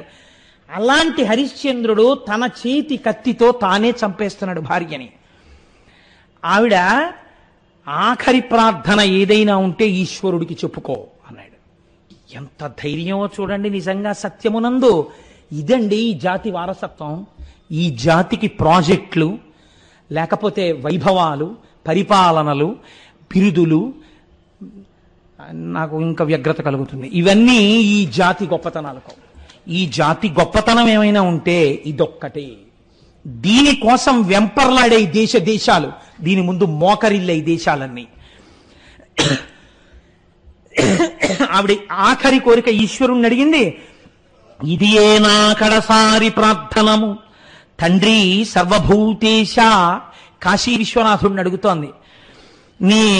నే ఎదనే మోక్షపదంబు కోర, ఇక ఎన్నే జన్మముల్ నాకు నీ వదవంచేగుదు అన్ని జన్మములకిట్లో నిత్య సత్యవ్రతున్ సదత్కార్య విచార ధీరుని హరిశ్చంద్రున్ పతించేయుమి. ఈశ్వరుణ్ణి ఆవిడ అడిగింది. కాశీలో చచ్చిపోయిన వాడికి మోక్షం. ఈశ్వర, నేను మాత్రం మనస్సులో మోక్షమును కోరట్లేదు. మోక్షం కోసం అందరూ కాశీ పరిగెడితే నాకు మోక్షం ఇమ్మని విశ్వనాథ మిమ్మల్ని నేను అడగట్లేదు. నాకేం కావాలో తెలుసా? నాకు ఎన్ని వేల జన్మలైనా రాని, నాకు కావలసింది ఒక్కటే. ఏమిటో తెలుసా? నాకు కావలసింది సదత్కార్య విచారధీరుని హరిశ్చంద్రున్ పతించేయుమి. ఇదిగో నా కంఠాన్ని ఉత్తరించడానికి కత్తి ఎత్తిన నా భర్త ఉన్నాడే, ఇంత ధర్మమూర్తి, సత్యవ్రతాన్ని నిష్టగా పాటించేవాడు, ఈయనకే భార్యగా చేయి తండ్రి అంది. లోకం కోసం విషం తాగేటటువంటి మహాపురుషుని యొక్క ఇల్లాలైన మహాపతివ్రత అయిన సర్వమంగళ గౌరిగా కూర్చుంటే ఈ వంక అడ్డు పెట్టి నీ పతితో ఇంత మాట అనిపించుకోవడం ఇష్టం లేనిది నీకే కాదమ్మా, మాకు కూడా, మేమలా అనువర్తించే శక్తిని మాకు కృప చెయ్యమని నీ కూతురు గౌరీదేవిని ఉపాసన చెయ్యడానికి అమ్మ నీకొక రూపం ఇచ్చిందిరా. ఇది లోక కళ్యాణం కాదా? తల్లిదండ్రులు ఇలా అయితే పిల్లలు అలా కాకుండా ఎందుకుంటారు? పిల్లలది అదే సంస్కారం అవుతుందన్నారు మా స్వామి చంద్రశేఖర పరమాచార్య. కాబట్టి చూడండి, బిడ్డలు అలా అవుతారని ఏమిటి? లోహితాస్యుడి ధర్మనిరతి చూడండి. పావు కరిచి నోటి వెంట నురగలొస్తూ చచ్చిపోతున్నాడు. చుట్టూ ఆ బ్రహ్మచారులు ఉన్నారు. ఆయన అంటాడు, జగయ్యనని కొట్టునో గురుండట మిమ్ము ఇచటనుండక ఇంటికెగరయ్య, అతిభక్తి నీకు లోహితుడంపినాడని ఈ కుశల్ గురున కందీయరయ్య, సదయై నారాకెదురు చూచెడి తల్లికి నా దుగతి వచీంపరయ్య, ఏ దిక్కులేక నేనే లోకమనియున్న జనని దుఃఖము బాపి మనుపరయ్య, వీలుగానున్న గురు ఒప్పుకోలు మీద అమ్మనొకసారి చూచి పొమ్మందురయ్య. విషము తలకెక్కె నేను జీవింపనయ్యా, కడకిదే మీకు నమస్కారమయ్యా. మీరు ఆ పాత్ర చిత్రణకి మనస్సు కదిలిపోతుంది కదండి. నిజంగా ఏమి ధర్మనిరతండి, ఎంత గొప్పతనం అండి అది. నిజంగా ఓ పిల్లవాడు శరీరం పడిపోతుంటే ఆ బ్రహ్మచారుల్ని పిలిచి, జాగయ్యనని కొట్టునో గురుండిట మిమ్ము ఇచట ఉండక ఇంటికేగరయ్య. మీరు ఇక్కడే ఉండిపోతే ఆలస్యం అయిపోయిందని గురువుగారు కొడతారేమో, వెళ్ళిపోండి. అతిభక్తి మీకు లోహితుడంపినాడని ఈ కుశల్ గురున కందీయరయ్య. భక్తితో గురువుకిచ్చాడని లోహితాస్యుడు ఈ దర్భలు గురువు గారికి ఇవ్వండి. సదయైనా రాకెదురు చూచెడి తల్లికి నాదు గతి వచింపరయ్య. పిల్లాడొస్తాడని ఎదురు చూసే మా అమ్మ చంద్రమతీదేవికి నా యొక్క గతిని ఒక్కసారి చెప్పండి. ఏ దిక్కులేక నేనే లోకమనియున్న జనని దుఃఖము బాపి మనుపరయ్య. నేనే దిక్కని మా అమ్మ నమ్ముకునుంది. మా అమ్మ దుఃఖాన్ని ఉపశమింప చెయ్యండి మీ మాటలతో. అమ్మని చూడాలనుంది, తాను వెళ్ళలేడు. ఈ మాట తెలిసి ప్రాణం పోయే లోపల అమ్మ రాలేదు. ఎందుకని? అమ్ముడు పోయింది దాసిగా. వాళ్ళు పంపితే తప్ప రాలేదు. కొడుకు పోతున్నాడని గబగబా వచ్చేస్తుందేమో, దాసి వెడతావా అని అమ్మ మీద చెయ్యి చేసుకుంటే తను భరించలేడు మానసికంగా కూడా. ఎంత మాతృభక్తి అండి. అందుకని అన్నాడు, వీలుగానున్న కురు నొప్పుకోలు మీద అమ్మనొకసారి చూచి పొమ్మందురయ్యా. ఒక్కసారి గురువు ఒప్పుకుంటే మా అమ్మనొక్కసారి వచ్చి నన్ను చూసి వెళ్ళమనండి. విషము తలకెక్కే. సరే, ఇంక నేను ఈ పద్యం గురించి నేను ఇక వ్యాఖ్యానం చెయ్యలేను. మన హర్షధర్మము అంత గొప్పది, మన సనాతన ధర్మం అంత గొప్పది. దంపతులు అలా ఉండాలని కోరుకుంది మన జాతి. అలా ఉండాలి, అలాంటి బిడ్డలు పుట్టాలంటే మహాతల్లి ఆ గౌరీదేవిని ఉపాసన చెయ్యండి. ఆడపిల్ల ఒక ఇంటి కోడలిగా విడితే అంతటి ధృతిని పొంది ఉండాలని, అంతటి ధర్మాచరణమును పొంది ఉండాలని. ఇంత పసుపు, ఇంత కుంకం, 4 తాటాకులు, 4 నల్లపూసలతో అమ్మని పూజించి పెళ్లిపీటల మీదకెళ్ళు అని చెప్తే ఇవన్నీ విడిచిపెట్టి వీడియో కెమెరాల వ్యామోహంలో పూజ ఎలా జరుగుతోందో కూడా చూసుకోకుండా ఫోటోల మత్తు, వీడియో కైపులో మనం కొట్టుకుపోతుంటే మన సనాతన ధర్మం నిలబడుతుందని మనం ఎలా అనుకుంటాం? కాబట్టి మన బిడ్డలు పీటల మీద కూర్చున్నప్పుడు గౌరీ పూజ చేయించడంలో పరమాచార్య స్వామి ఎంత ఆర్తి పొందారో మనం గుర్తిరిగి అటువంటి గౌరీ పూజ చేయించిన నాడు లోకమంతా సుభిక్షంగా ఉంటుంది. ఒక హరిశ్చంద్రుడు, ఒక చంద్రమతి, ఒక లోహితాస్యుడు, ఇంత చక్కటి కుటుంబాలు కలిగి మళ్ళీ సనాతన ధర్మము పరిఢవిల్లి లోకమంతటి చేత శ్లాఘింపబడుతుంది. ఆ వ్యాఘ్రమునకు ఒక విచిత్రం జరిగింది. వ్యాఘ్రం వదలకూడదు కదండి. నేను ఆ పులిని కూడా మందరపర్వతం దగ్గరికి తీసుకెళ్ళింది అమ్మవారు. తీసుకెళ్లి పరమశివుడికి చూపించి, ఆవిడ అనుగ్రహం చూడండి. ఆవిడంది, అయ్యో పాపం ఇది నాతో పాటు వచ్చిందండి, తన స్వరూపాన్ని మార్చుకుంది, కాబట్టి దీనికి కూడా నందీశ్వరుడితో సమానంగా నా అంతఃపురం ముందు రక్షణ భారం వహించే అదృష్టాన్ని ఇవ్వండి అంది. శంకరుడు అన్నట్ట, తప్పకుండా పార్వతి అని ఒక వెండి బెత్తాన్ని, ఒక మంచి ఖడ్గాన్ని ఇచ్చి, ఒక బంగారు కవచం కట్టి అమ్మవారి ఇంటి ముందు నందీశ్వరుడి కన్నా కొద్ది స్థాయిలో సోమనంది అన్న పేరుతో నిలబడేటటువంటి అనుగ్రహాన్ని ప్రమదగణాల్లో ఒకటిగా ఇచ్చేట. అమ్మవారిని అలా చూసినందుకు అది సోమనంది అయింది. మనకి నవనందుల్లో ఒకటిగా కనపడుతుంటుంది సోమనంది. కాబట్టి ఈ సోమనంది వృత్తాంతం, ఈ గౌరి వృత్తాంతం, కౌశికీ వృత్తాంతం, రాక్షస సంహారం ఎవరు వింటున్నారో వాళ్ళందరికీ అమ్మవారి అనుగ్రహం చేత చక్కటి ఆనుకూల్యముతో కూడిన దాంపత్యము సిద్ధించి ఏ ఇబ్బందులు రాకుండా స్త్రీలు పసుపు కుంకాలతో 10 కాలం ఉండి లోకమంతా సుభిక్షంగా, సంతోషంగా, ఆనందంగా ఉంటుందని పెద్దలు విశ్వసించి పలికిన పలుకు. కనుక అమ్మవారి అనుగ్రహంతో మనం అటువంటి స్థితిని పొందెదముగాక.